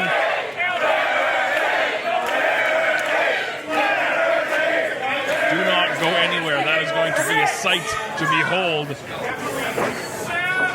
But right now, God's gift to wrestling, Michael Richard Blais setting his sights on the massive barricade.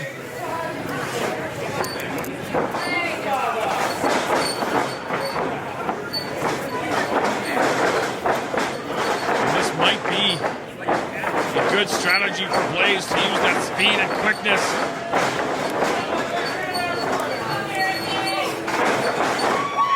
Barricade's like a walking planet. Dropkick to the knee and maybe chopping the big man down.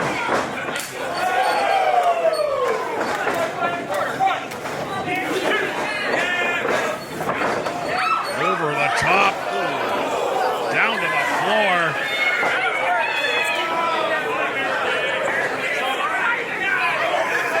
Blais took an ugly fall. I mean, Barricade can't win the title by countout.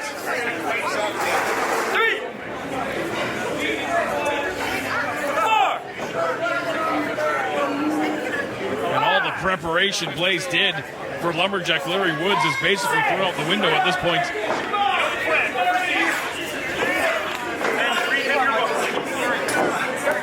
Blais back inside the ring, but right into the clutches of Barricade, who just heaves him across the ring.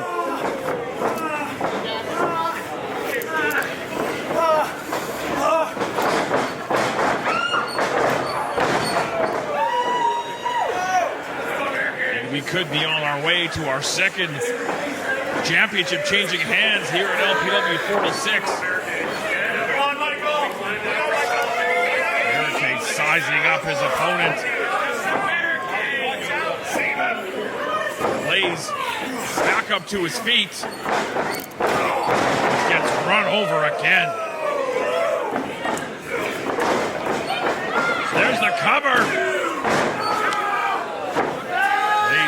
Lower body strength to get their shoulders.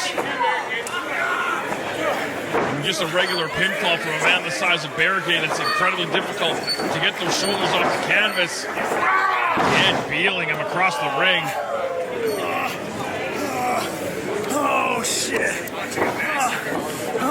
Barricade able to slow the pace down, keep Blais in front of him.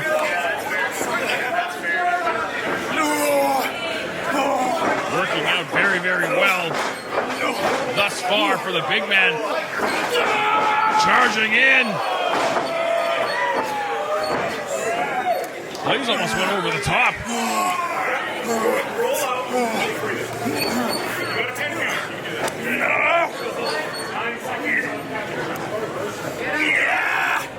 And there's an eerie hush in the room right now.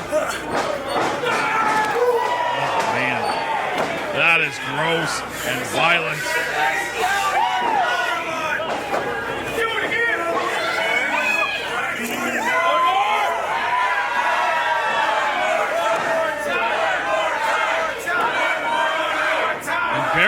could be moments away from singles gold here in LPW. Blais back up to his feet.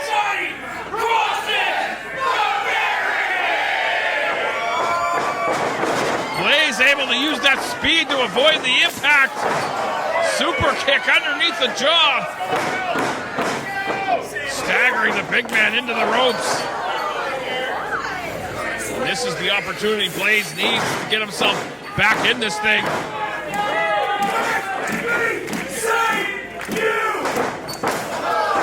Another super kick sends Barricade through the ropes out to that staging area.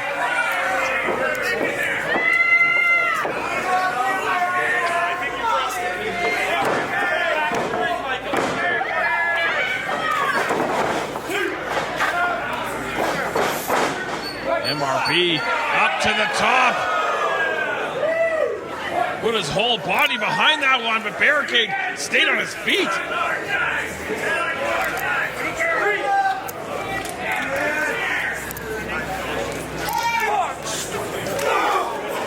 Right into the Goose. Heaved over the top, back inside the ring. The Barricade has had answers for everything Blais has thrown at him. Oh, that elbow might have been the end of it. Narrowly avoiding catastrophe.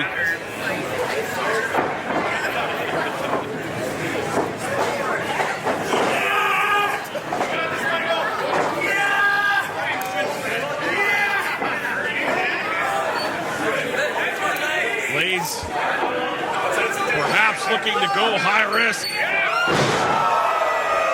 Springboard moonsault on target, but right into the clutches of the Barricade. Barricade back up to his feet. Blais doing whatever he can to get himself free. Massive choke slam right in the center of the ring. Cover from Barricade. Right shoulder up.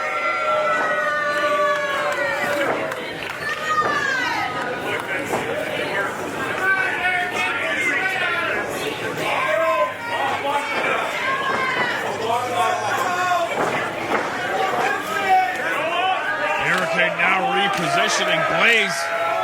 Oh man. And this could be the beginning of the end of the title reign of Blais. Oh, wisely rolling out of the ring onto the stage.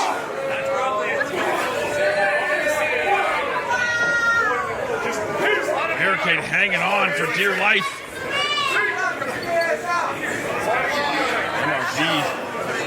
Gonna follow him up. This is very precarious. Blais falling inside the ring. MRB. Russian leg sweep off that middle rope. And MRB gets the W over Barricade.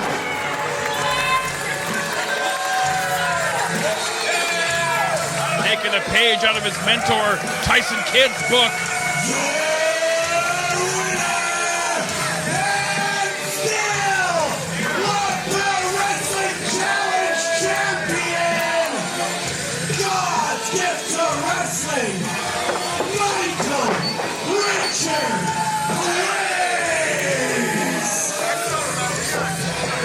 Russian leg sweep off that middle rope, just what the doctor ordered for MRB to retain that championship, and you can see him hugging it.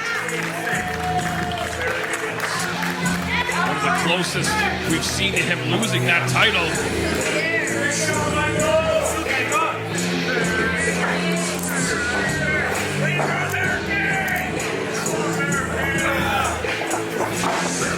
Clandestine Society have retained one title.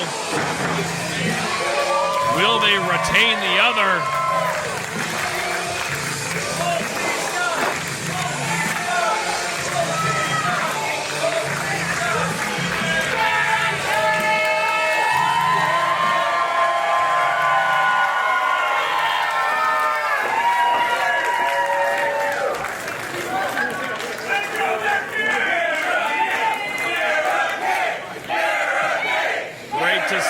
Barricade back in an LPW ring. And I have a feeling it ain't going to be the last time.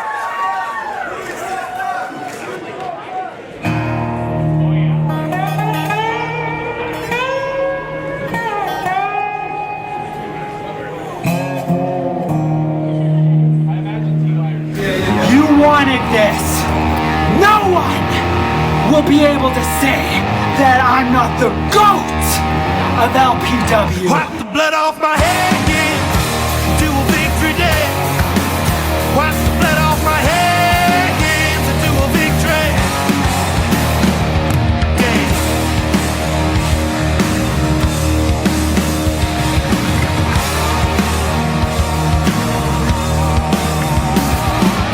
Heart will twitch, my brain will see.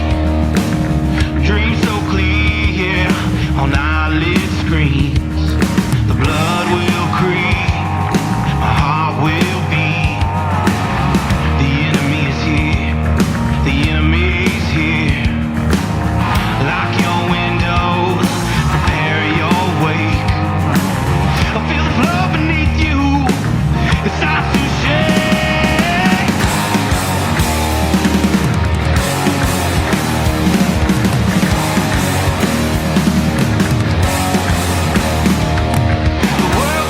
You want a shot at me and a shot at the LPW Grand Championship? You need to earn your opportunity. My wounds are what hurt me the most. Put me in as number one. You're your winner and new number one contender for the LPW Grand Championship. Jaxx. I am beating the absolute crap out of Stephen Crowe all over this rec room. Finally, I fulfill my destiny of becoming the LPW Grand Champion. TY's our champ. Go fucking win. TY is our champ.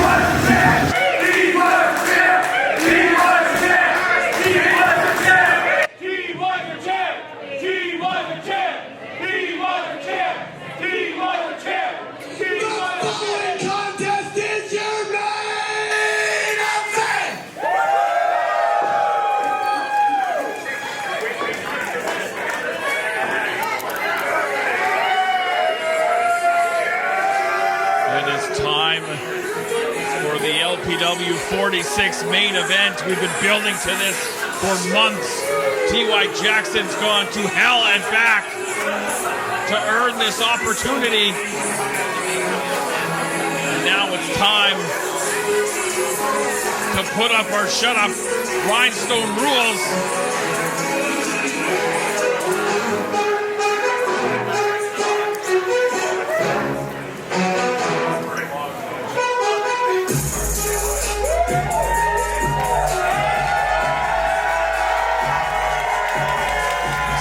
Jackson won the opportunity to pick his spot in the Revolution Rumble, where the winner would receive a title match.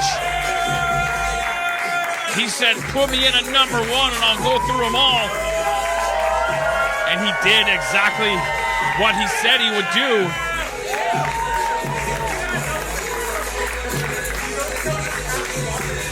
Last month, Stephen Crowe tried to break the arm of T.Y. Jackson. You can see that left arm of T.Y. all taped up from what happened with that steel chair at the end of LPW 45. But you gotta kill T.Y. to get him out of this match.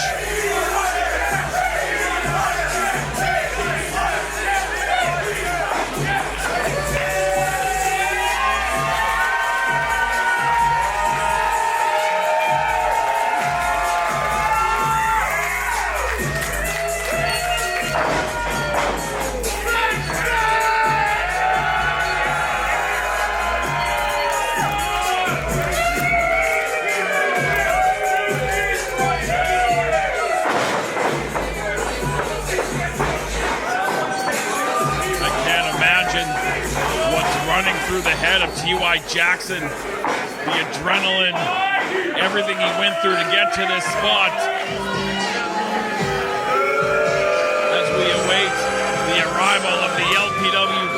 champion, Stephen Crowe, since winning that title,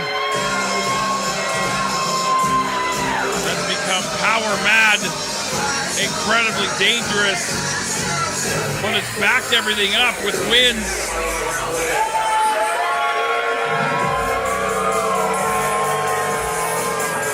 He wants to cement his place as the GOAT of LPW. Last night he said he was the leader of the clandestine society. He's been throwing his weight around, ordering around his brother, ordering around Taryn from accounting.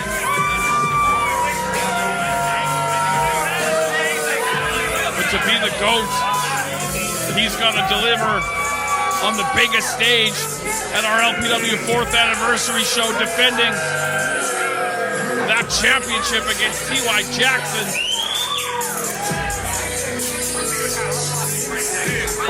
It is rhinestone rules, rodeo rules, whatever you want to call it. Cowboy brings the weapons. I don't see anything, but don't think for a minute that Crowe doesn't have plans, ideas.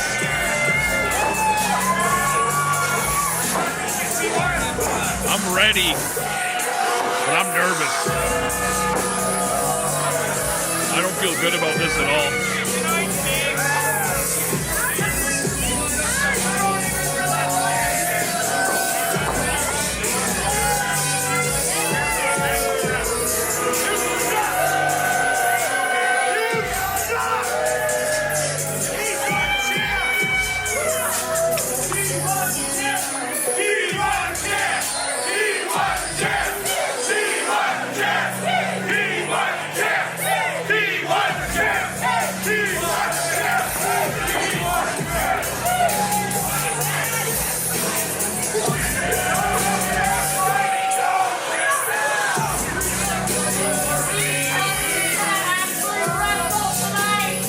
Go down to the ring right away to Spencer Love for the introduction of our main event. Grand champion there ever was.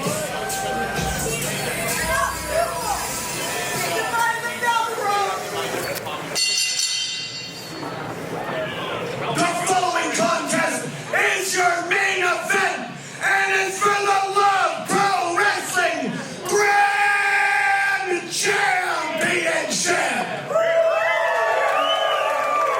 This contest will be decided under rhinestone rules.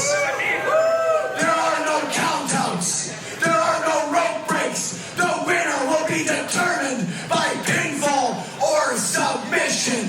Your deciding referee for this title belt, Love Pro Wrestling Senior Official, Judge Ben Owen.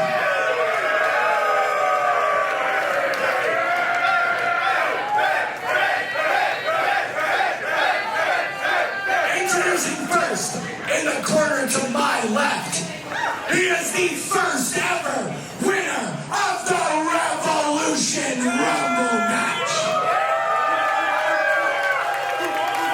Hailing from Toronto, Ontario, Canada, weighing in at 205 pounds, your #1 contender to the Love Pro Wrestling Grand Championship.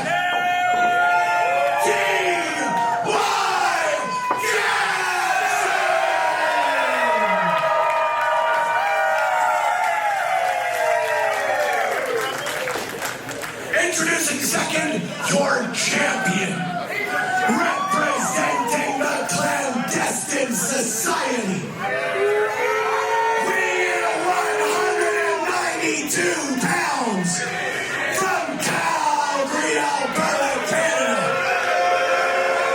He is your Love Pro Wrestling Grand Champion, the Rhinestone Cowboy.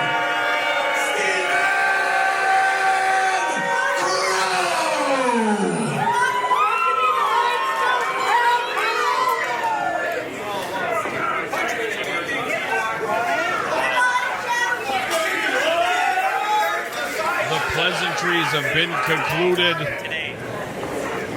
Crowe Surrendering the LPW Grand Championship title to Judge Ben Omen.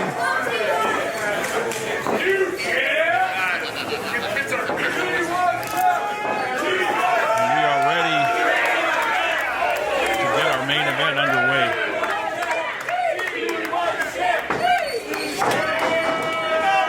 Crowe grabbed a hold of that title belt, tried to use it as a weapon.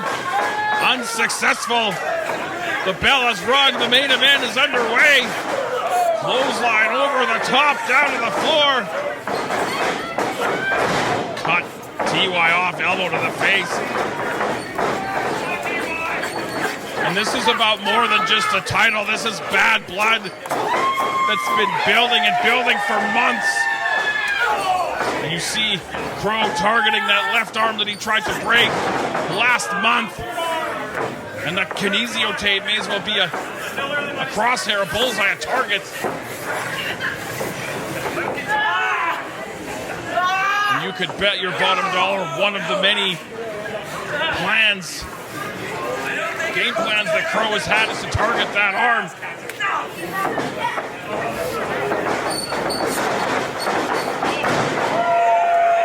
And you can see that left arm already compromised. Only moments into this match, a definite handicap for the challenger.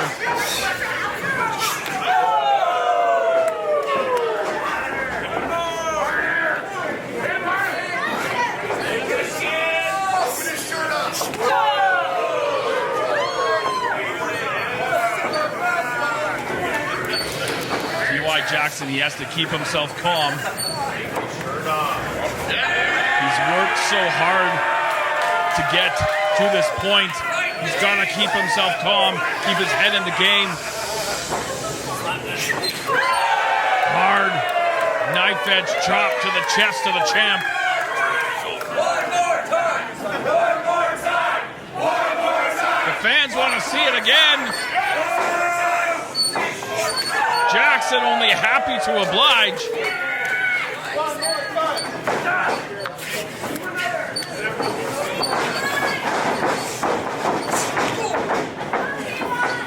Caught the boot, coming in. Snapmares him over. Sliding clothesline from Jackson up to his feet. And I'm quite sure TY's got a game plan of his own. Up to that middle rope. Moonsault on target. Cover.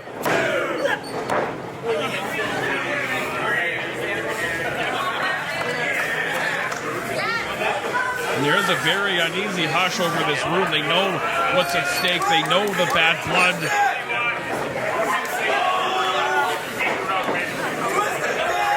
They know how hard TY's worked and what he's gone through to get to this point. And if he's unsuccessful, who knows when he'll get back and have another shot at the championship. Stunner from the champion, but nice back heel kick.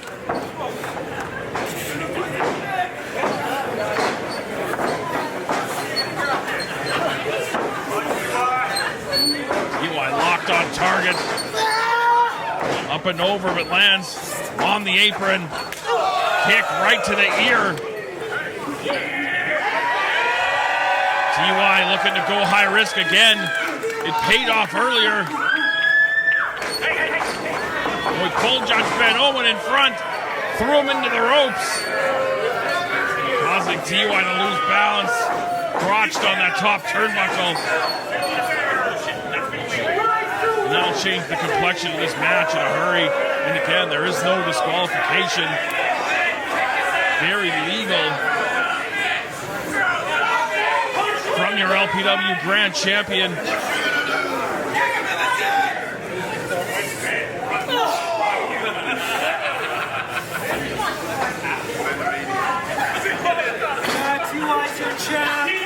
Even Crowe up on the top rope. Handful of hair of TY Jackson.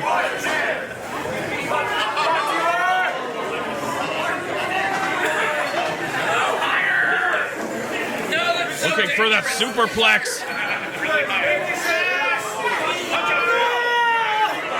TY to fight his way out of receiving that superplex down to that middle rope. Goes Crowe. Both men precarious on that second rope. Hard right from Jackson.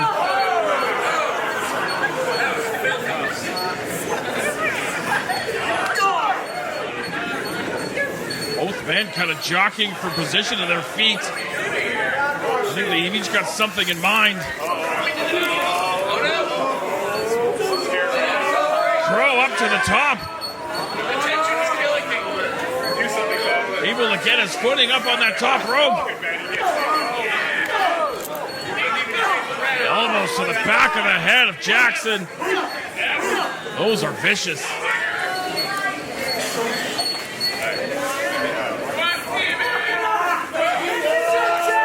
Able to go behind, handful of hair, raking the eyes of Jackson up on that top rope. Again, nothing Ben Omen can do about it.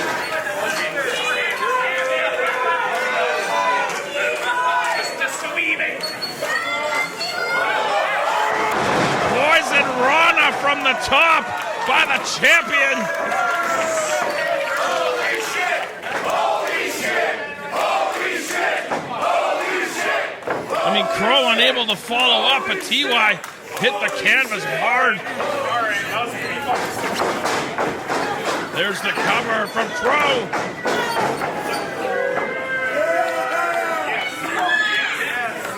Jackson able to kick out, but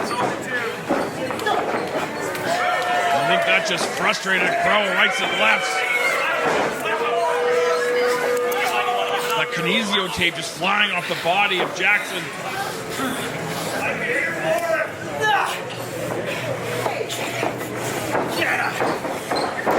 Helping Jackson to his feet by the hair. Hard into that middle rope. And the challenger in a bad way.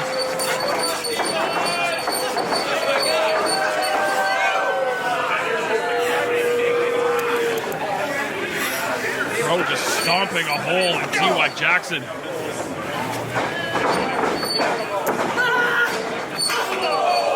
Man, the velocity of those knees.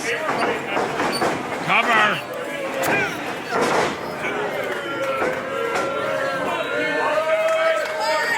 Jackson able to kick out, but things definitely in the favor of the LPW Grand Champion.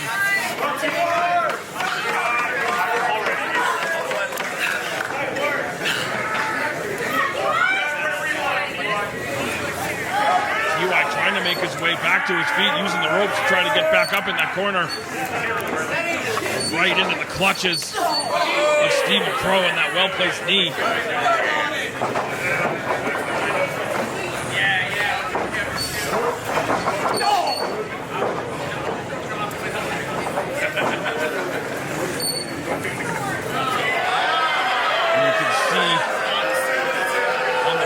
T.Y. Jackson, perhaps that title reign, the title win flashing before his eyes.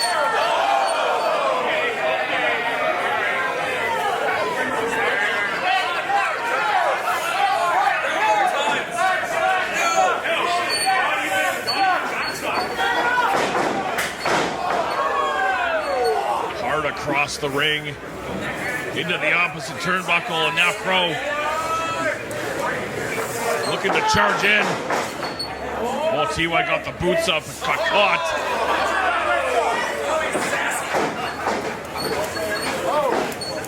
Another flurry of punches stacks up Jackson in that corner. And the confidence is growing. You can see it on the face of Stephen Crowe as he's calling for that boss time, driving those knees. Trying to crack the ribs.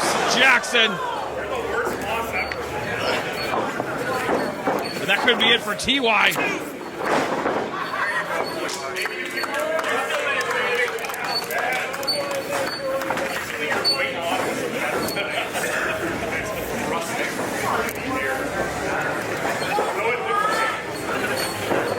Still some fight left in T.Y. Jackson, but Crowe keeping that foot on the gas pedal. Another knee in the corner, rocks the jaw of the challenger.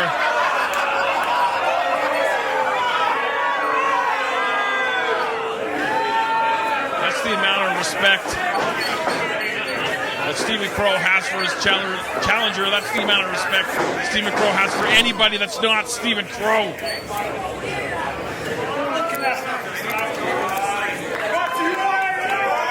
Turning Jackson to face half of this big crowd we've got here before he clotheslines the back of his skull into the canvas. Deep cover.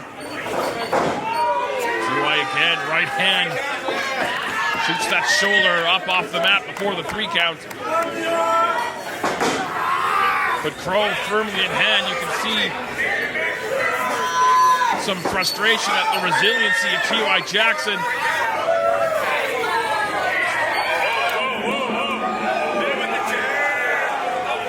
And now Crowe looking under the ring. He's found himself a steel chair.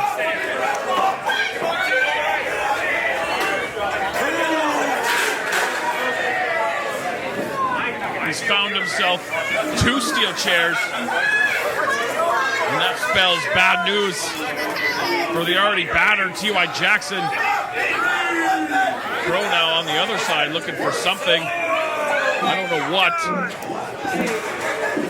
mean, it was rhinestone rules, so he was able to supply the weapons and put them wherever he wanted. Basically, I believe that's 3 steel chairs now introduced into the matchup.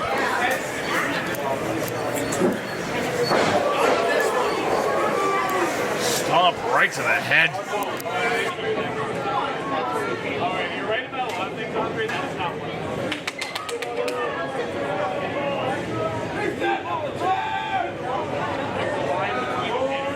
One of those steel chairs set up by the LPW Grand Champion.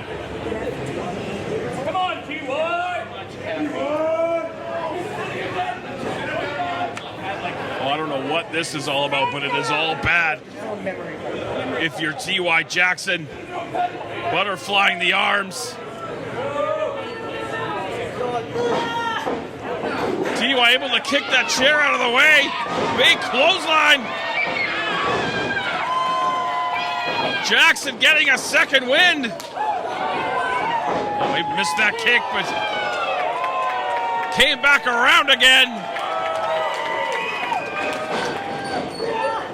Up and over, but Jackson landing on the apron. Another kick on target. Scrambling up to that top rope. Hits the eclipse on Crowe. We could have new champion right here. 2 count only, says Judge Ben Omen. TY digging down into those reserve tanks for that flurry of offense, but he's got Crowe now on the defense.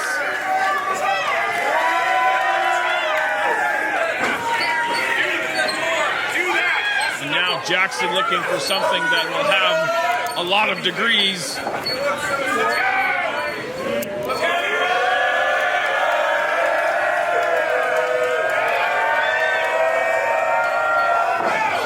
He looked for that senton atomico, but Stephen Crowe get the hell out of dodge. Steel chair right between the eyes of Jackson.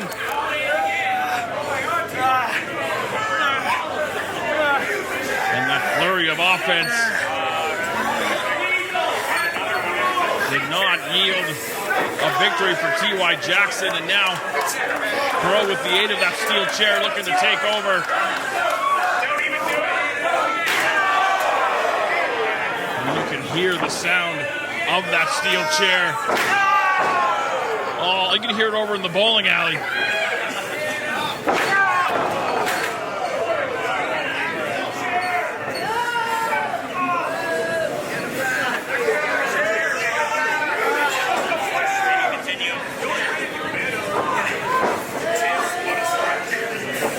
Stephen Crowe believes he has things well in hand, and it's hard to argue. Well, that KT tape off that shoulder.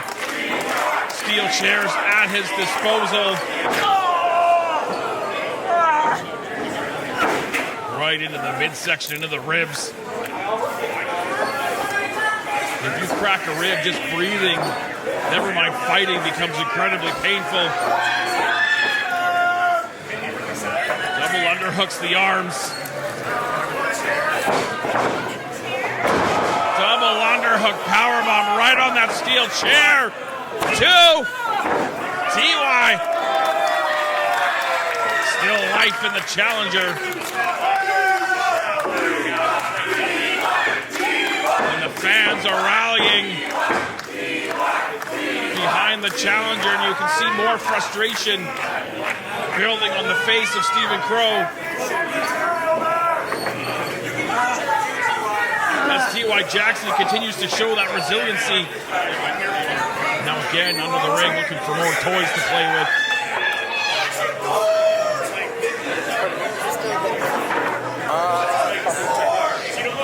Can't see what he's got there.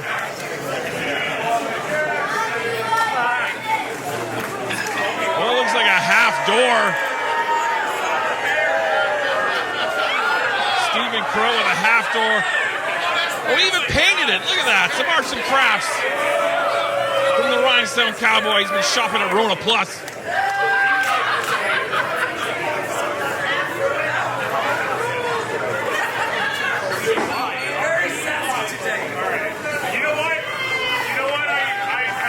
Crowe back in the ring with that half door. Actually, let everyone see. I mean, that says it all.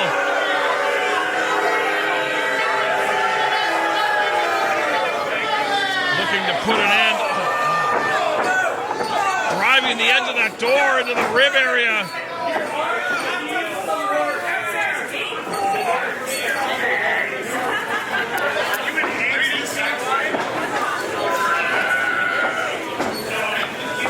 That half door propped in the corner.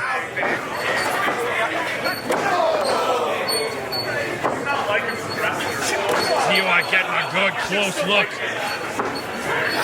Repeatedly bouncing the skull of the challenger off that door. And T.Y.'s as resilient as they come. He went through hell and back to get here, but there's only so much that the human body can take before it gives out.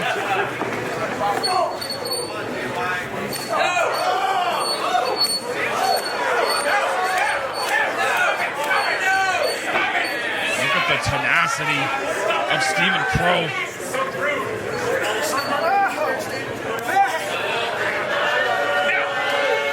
Feeling like he's got a little bit of time for some two-stepping.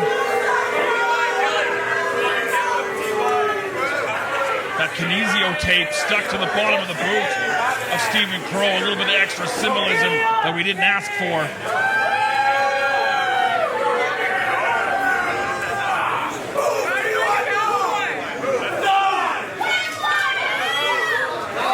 Crowe charging in. Up onto the shoulders of T.Y. Jackson. Driving him through that half door.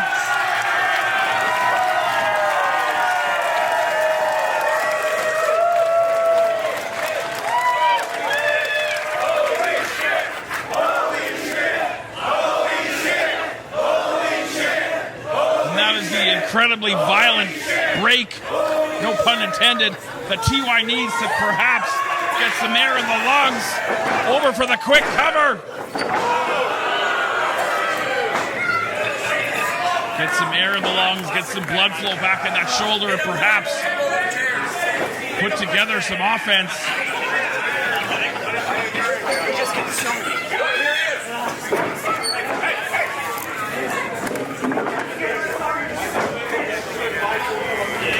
T.Y. up to his speed, but you can see the way that that arm against the body, it's definitely not 100%. Crowe, I don't know how, still mounting offense.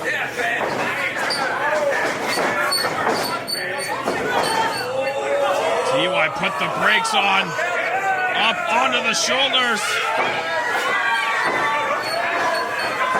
Crowe desperately trying to elbow his way out, down onto that ring apron. Oh man, that kick right in the face. Both men out on that ring apron.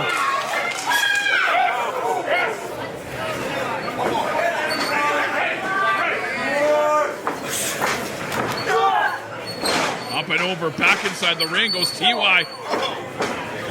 Crowe lethal with those knees. Up to the top. Big Meteora on target.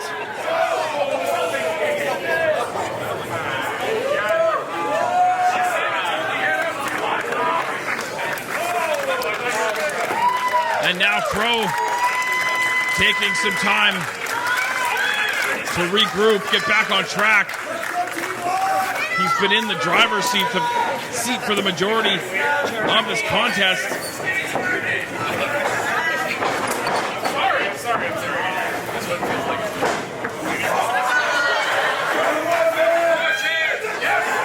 Crowe out to the floor, or sorry, T.Y. Jackson out to the floor. Civilians scattering, I don't blame them, they don't want any part of this. Crowe charging the ropes. Steel chair from Jackson. That might be the knockout blow.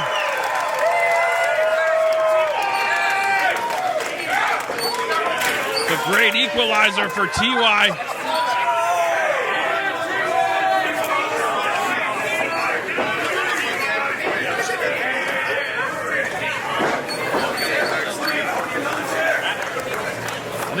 I can't tell, but I think he's looking under the ring to see what kind of toys Stephen Crowe. That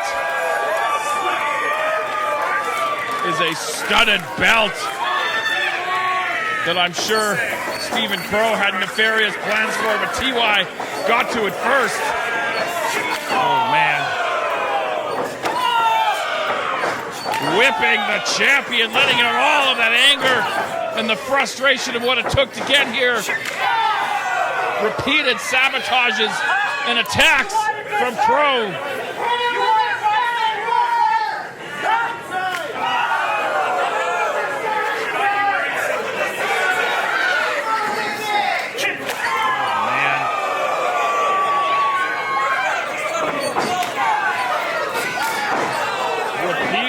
Whipping the champion, the studs flying off of that belt in every direction. You can see the welts on the back of the arms of Stephen Crowe, who collapses outside the ring onto the floor.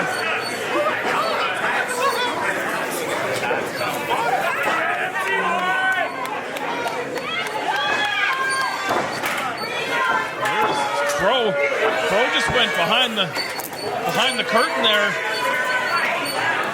There is no count out in this match. TY wedging that chair in the ropes.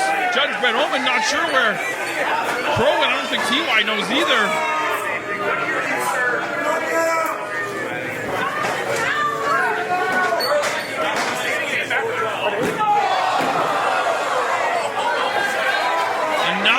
Half door introduced by the Rhinestone Cowboy.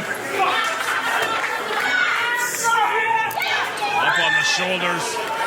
Crowe able to get the feet back underneath them.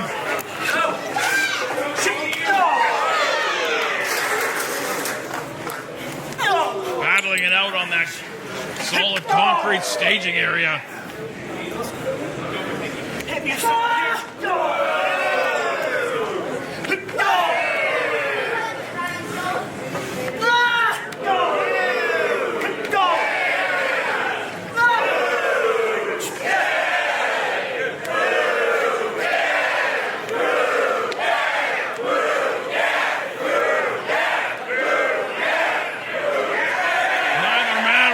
Give an inch, but TY getting the better of the exchange.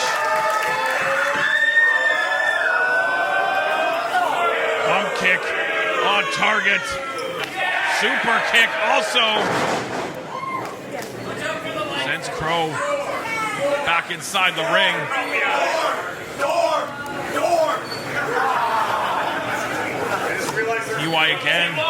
looking to go high risk.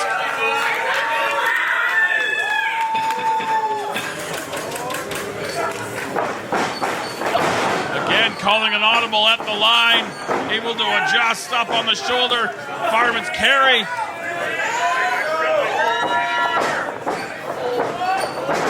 Nice head scissor sends TY into that chair. Great body control from the champion in that situation. Flipping pile driver from TY Jackson onto TY Jackson. There's the cover.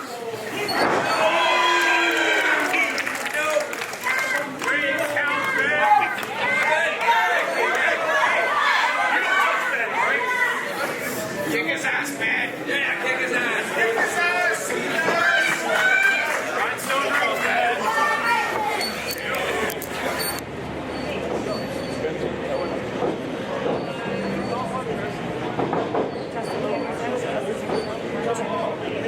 Grinding Crowe down to the canvas.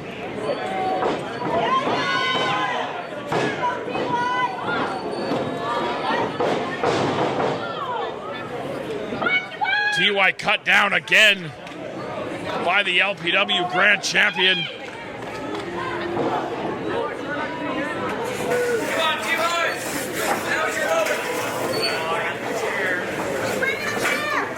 A fistful of steel again. Driving it into the midsection of the challenger. The edge of that chair right in the kidneys.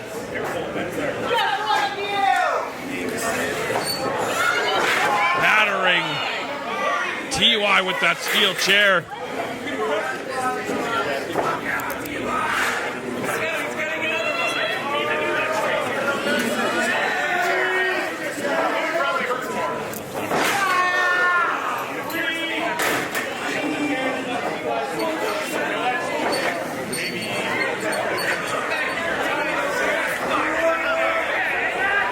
Crowe again digging under the ring for more steel, more instruments to torture TY Jackson and end his quest to become the LPW Grand Champion.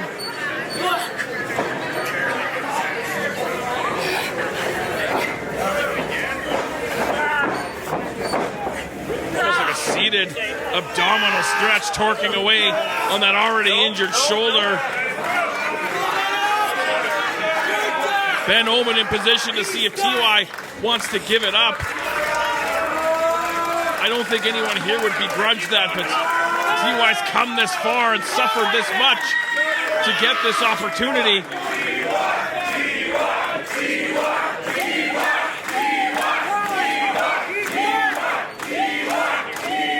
Fans imploring TY to not tap out, but you can see the lights dimming. The referee, Ben Oman, wanted to call it. TY grabbed him by the arm and pulled him back and said, hell no. Able to escape the clutches of Crowe. Up on the shoulders.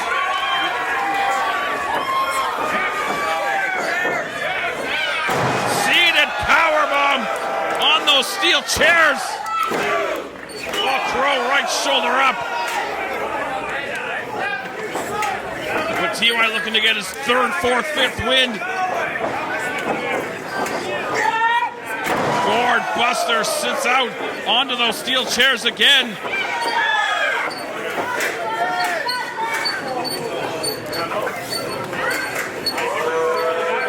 Jackson now up on that top rope.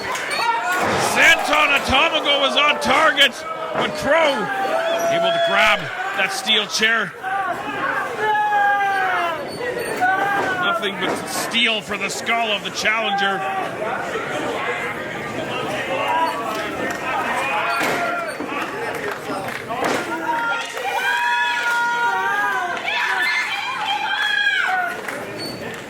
This is your main event of LPW 46.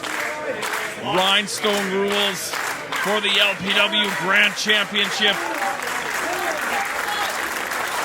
Stephen Crowe defending against Revolution Rumble winner T.Y. Jackson. Again, back out to the floor, no count out. T.Y. hard shots, but Crowe replying in kind.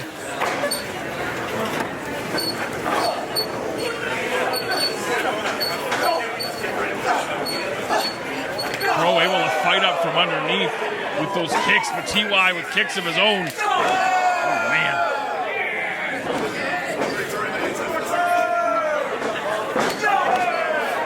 Those are hard kicks to the Rhinestone Cowboy. You saw Ben Oman checking the eyes, checking the reaction of Stephen Crowe.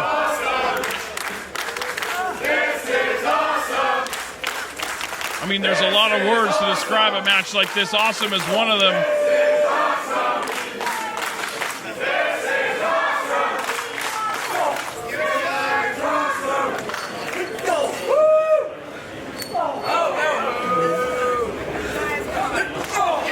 Another hard kick from Jackson. Another hard kick from Crowe.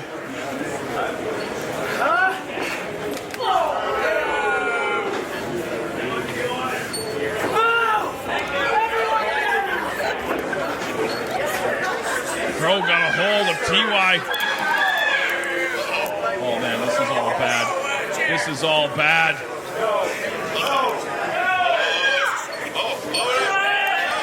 Up on the shoulders. Crowe with the point of the elbow. Into the sunset bomb. Into those chairs on the floor.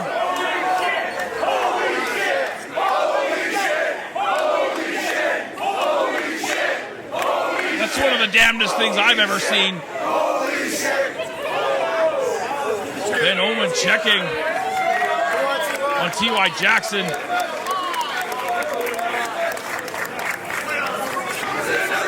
Says he's okay to continue. Meanwhile, Crowe again under the ring. He's found himself a table. Because why not?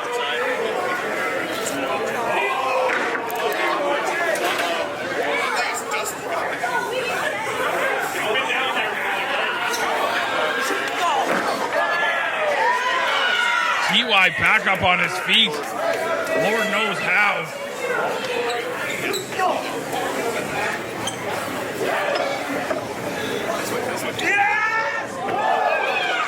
Into the wall.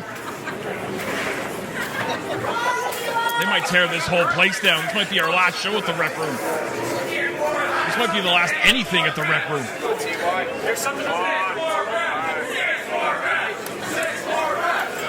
T.Y. on the opposite side of the ring. And he's going to go exploring.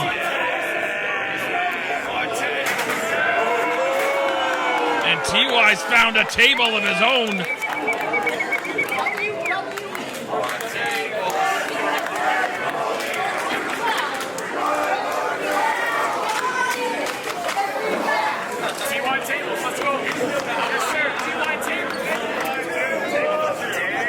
T.Y. found himself a table. Stephen Crowe also. It's hard for me to see from where the broadcast position is exactly what's going down. Back over towards that entranceway. Into the wall goes the champion.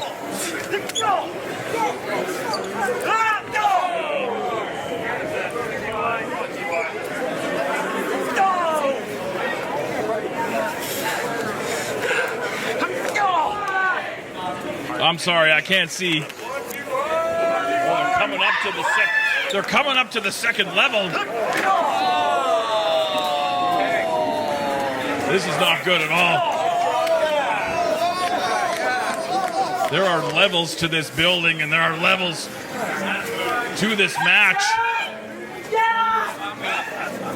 Up on the second level, there's glasses and dishes and fans and chairs and tables and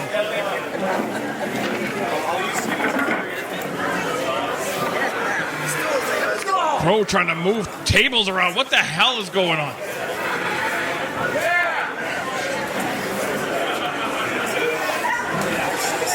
I don't like this at all. We're rearranging the furniture.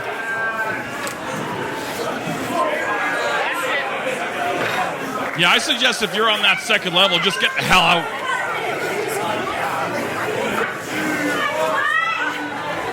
TY stuck between two of those tables.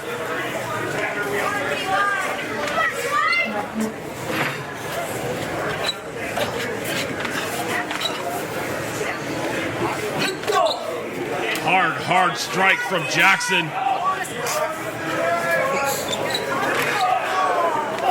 Crowe able to put the brakes on. That table solid as anything. Spins out with that neck breaker on the floor. Fisherman's neck breaker on TY. Is he moving? I don't know if he's moving.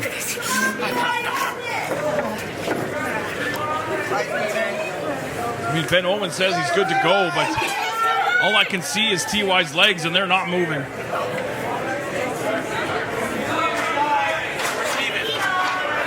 Crowe went behind that curtain.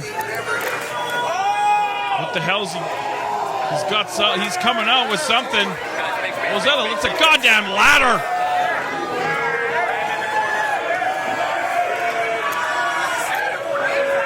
He's bringing the ladder up to the second level. I told you. Over.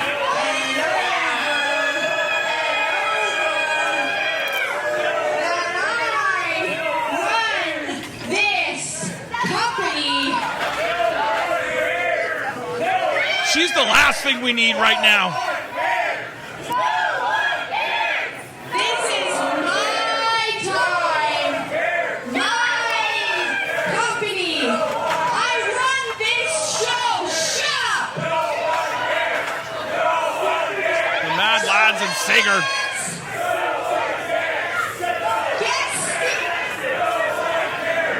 William, go get Steven.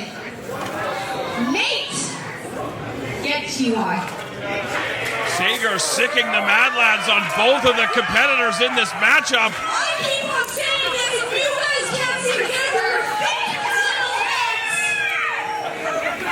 shut up!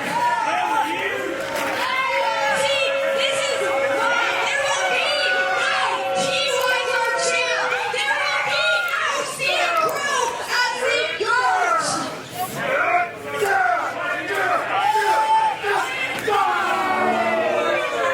You see, TY's not gonna be champ because Intermission Sager says so.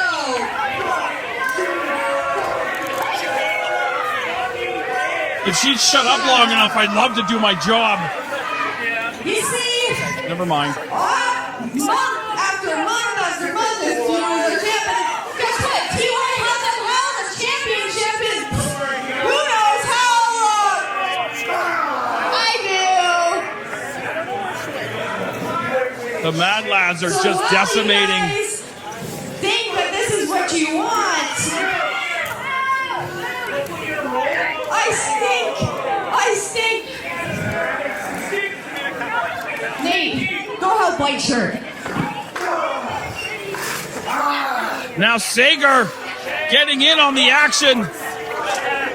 Beating down T.Y. Jackson.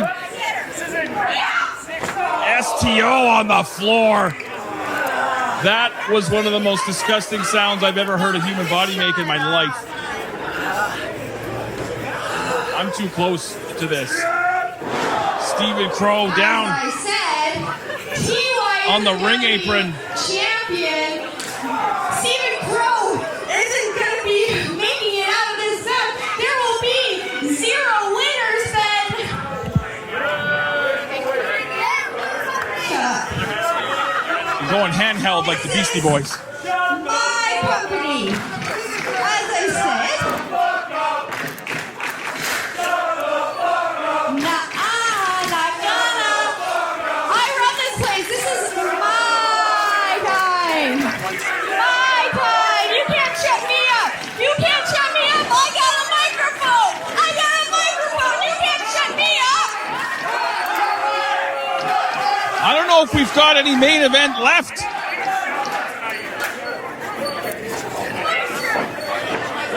Mad Lads got a hold of Stephen Crowe.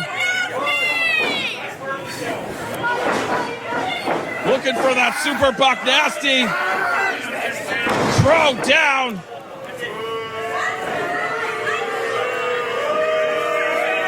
I mean, this is BS.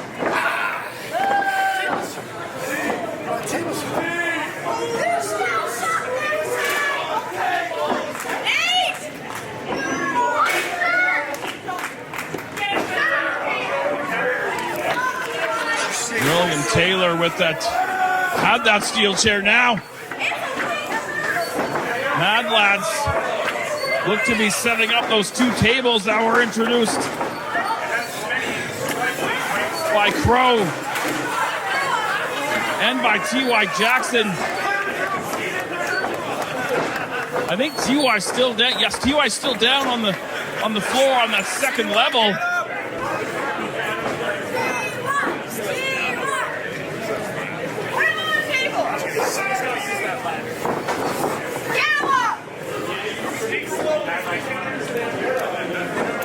Nixon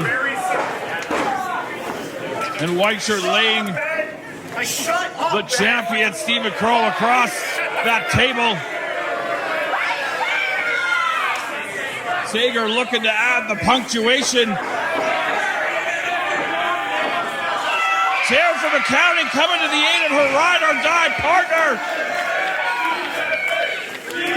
And she might have just saved Stephen Crowe's ass.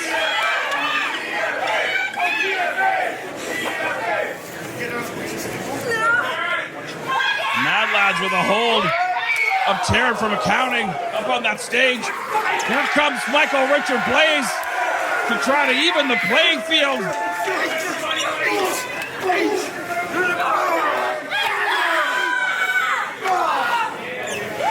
Mad Lads taking out the other two members of the clandestine society. I'm sick of this shit!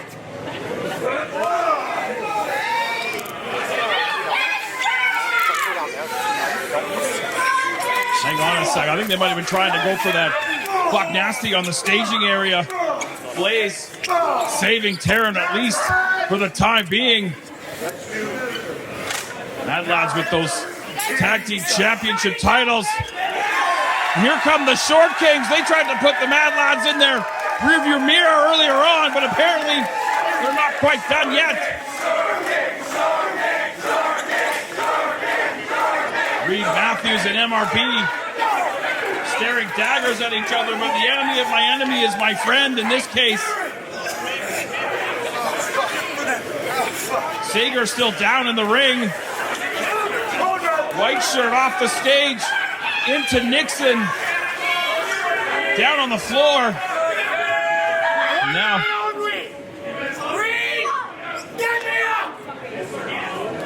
What are we doing? Heaving the Crimson Lion into the Mad Lads.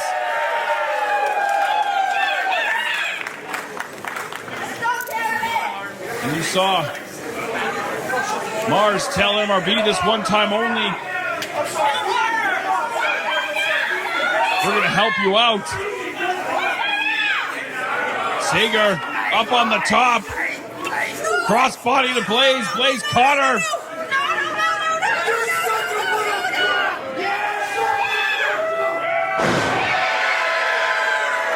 Dumping Sager inside the ring.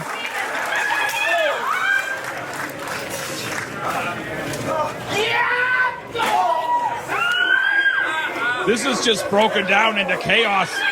I mean, we knew it would, but I didn't expect all this. Short Kings taking the Mad Lads back from where they came. Meanwhile, in the ring, Sager Taryn from accounting. Oh, she caught Blais coming in. Now attacking Crowe.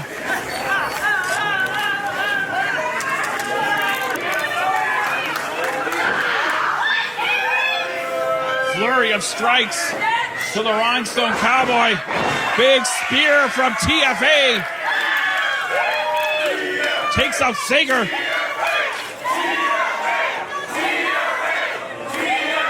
I mean, I don't want to bury the lead here, but T.Y. Jackson is back up on his feet. He's got that ladder up on that second level. You got to be out of your goddamn mind.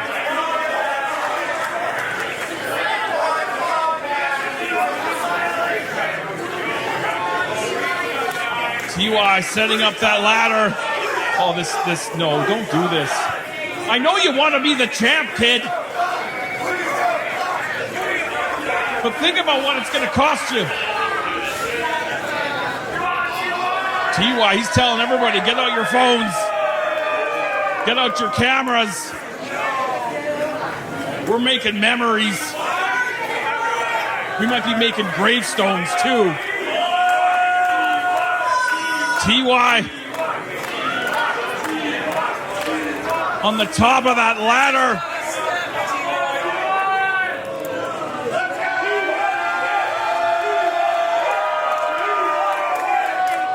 Don't do this, T.Y. Don't do it.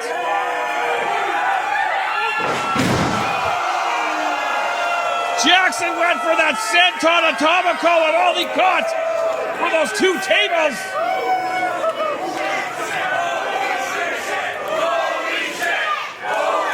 Somebody check on him.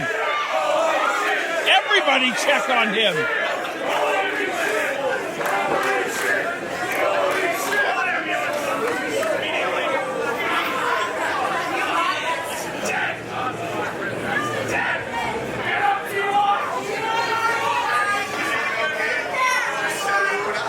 I don't know what to say.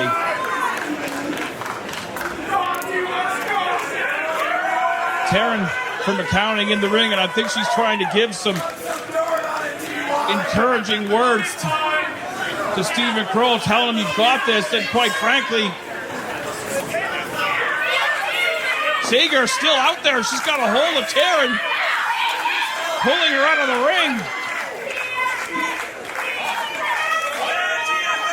And they're beating the hell out of each other out on the floor. Through that curtain, they're probably tearing that place apart back there. Crowe trying to get at what's left of T.Y. Jackson.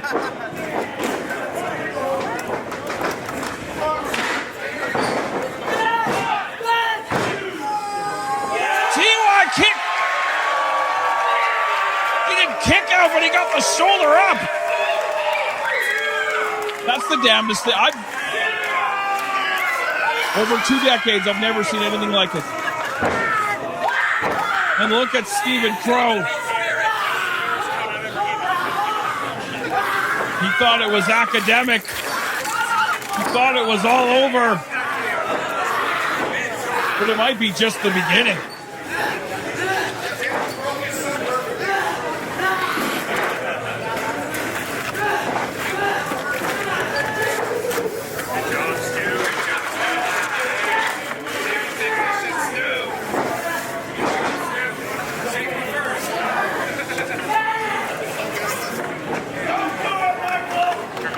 MRP still out on that staging area.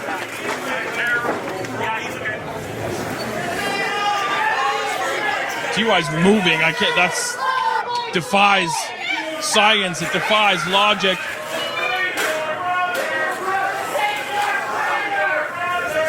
Blais getting in the ring with that steel chair, helping Crowe back up to his feet.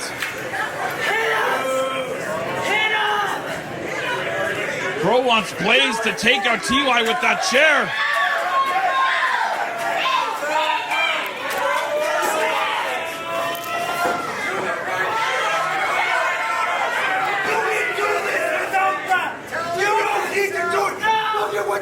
Blais trying to tell him that he doesn't need to do it this way. You're better than that. He's been trying to tell him all along. You don't need me. You don't need me. You're better than that. I said do it. You're better than that.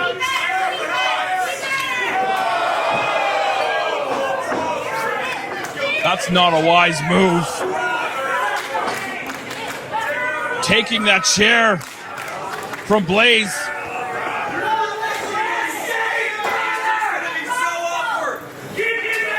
Blais conflicted to say the least. Crowe with that chair.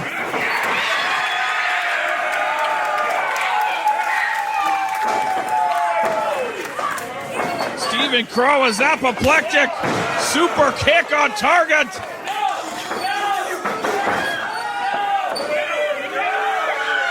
Again, Blais can't pull the trigger on TY.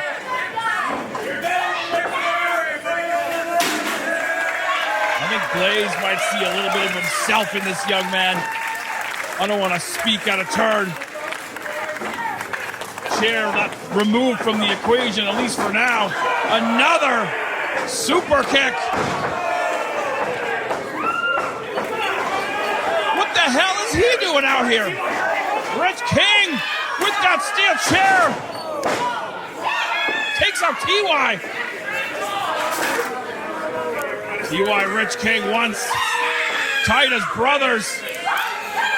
And Rich King was telling TY for months. Without me, you were nothing without me, and you will continue to be nothing without me. Rich King can't bear to see anybody, especially a Rats member, be LPW Grand Champion. Wait, what? Oh my God! That is Lumberjack Larry Wood's mother.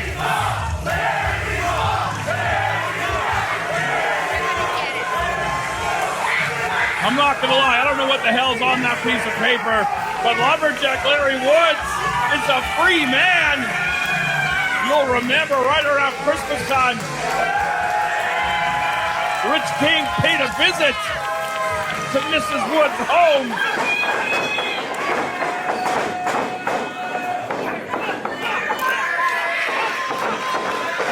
And now Larry Woods finally getting his mitts on Rich King. Massive sawline.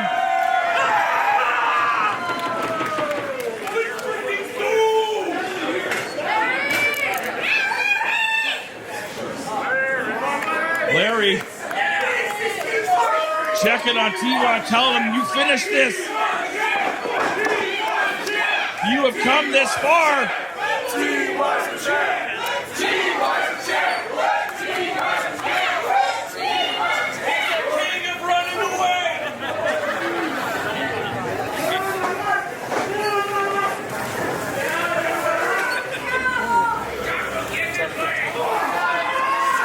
I mean, Rich King and Lumberjack Larry Woods are fighting right out into the rec room, out into the gaming area. I mean, I can't worry about that. That's somebody else's problem now.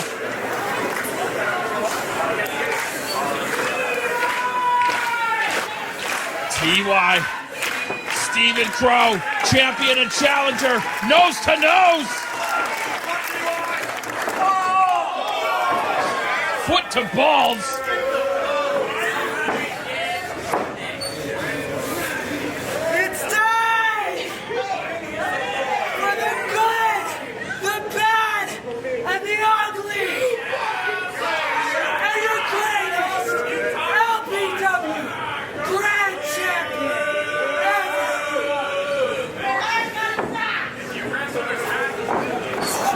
TY escaped. Hit the Z kick. Hit another Z kick. TY making his way up to the top. Santana Atomico. TY's our champ.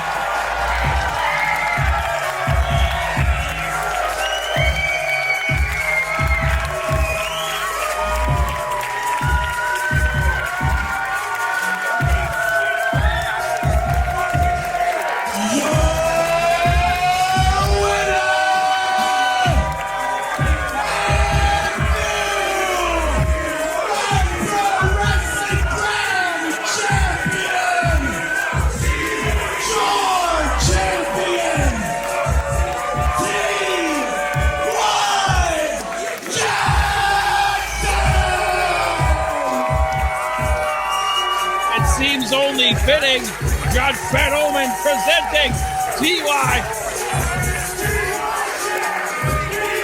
with that LPW Grand Championship.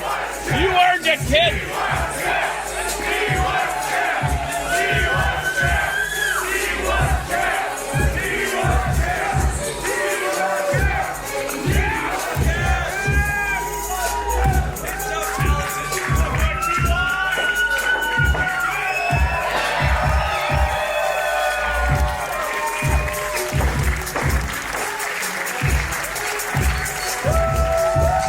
Jackson and Stephen Crowe just painted a violent masterpiece that we'll never forget.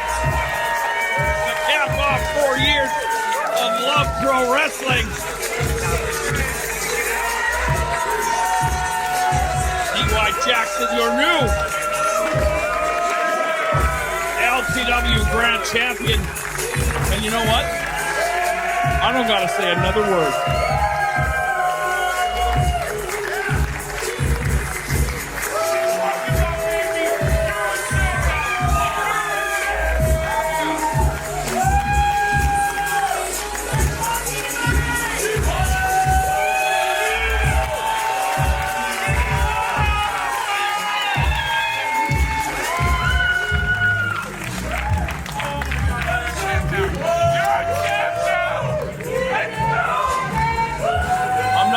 You're crying. You deserve it! You deserve it! You deserve it! You deserve it! You deserve it! You deserve it! You deserve it!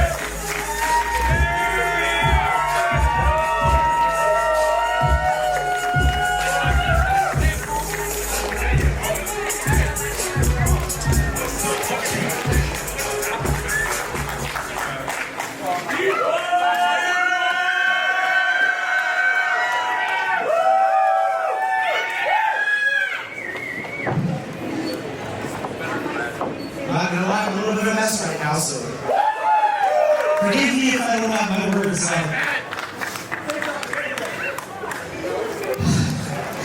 It's been a long 2 years.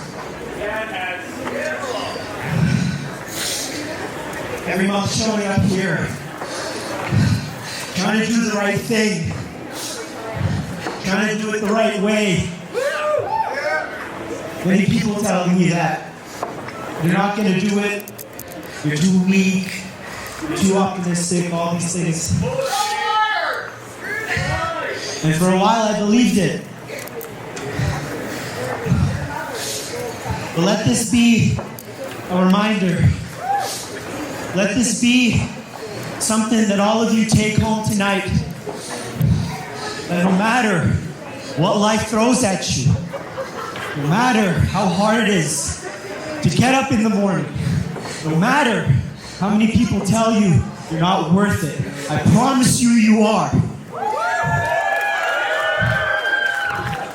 I promise you, good people get good things. So keep fighting, keep pushing through, because I believe in all of you just like all of you believe in me.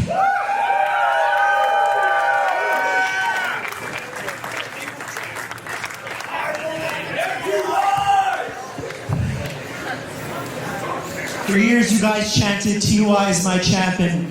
While I appreciated it, I wasn't really. But God damn it, now I am.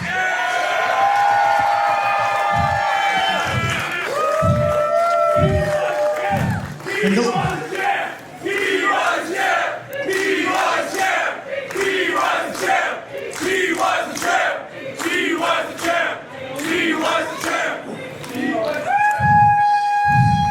no, this is a great moment. The work just begins.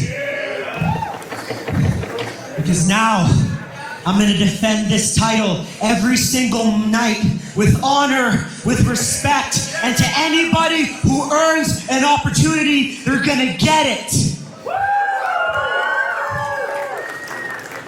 But at the end of the day, TY is the champ.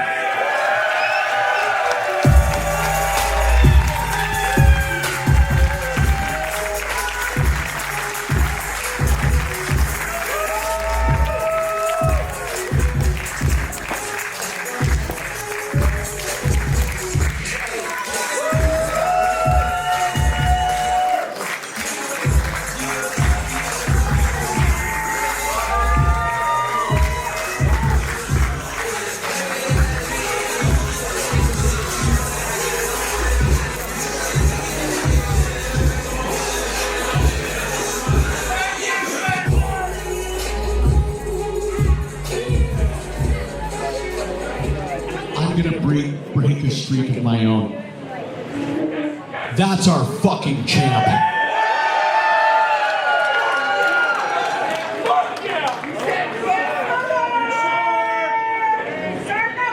It has been 4 years of Love Pro Wrestling.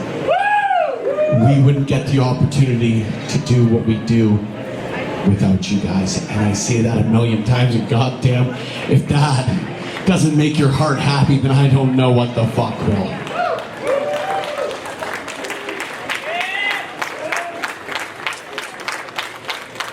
We are so privileged to get to do what we do each and every month, because each and every one of you, whether you're here for the first time, whether you were here on March 25th, 2022 for our first ever event here at the Rec Room, I cannot begin to tell you how thankful we are for each and every one of you. Thank you.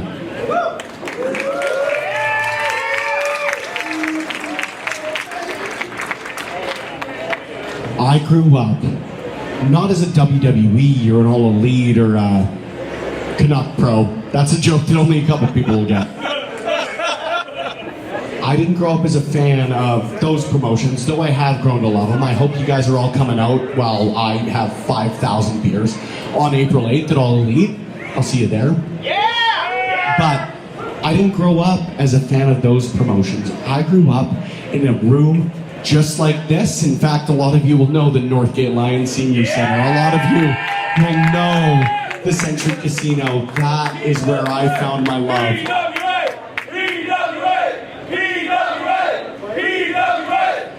Rightfully so. I grew up exactly as a lot of y'all did, though you're all a lot younger than me. My haircut makes me look older than I am. I sat in the same seats you guys did. I drank, well, probably more than you. I'm pretty fucking great at it. But I am so lucky to love professional wrestling because of promotions like the PWA, because of promotions like Love Pro and Dungeon and Winnipeg Pro and Boom, and so many promotions that are making this country great. Guys, I hope you know how much each and every one of you fuck what I do. I broke my curse, so I'm taking a lot. Fuck what I do. You guys are the lifeblood of what makes independent professional wrestling great. There is a reason that you guys saw the first ever Canadian signed to WWE ID in this ring tonight, because she's fucking great at what she... What the... Steven!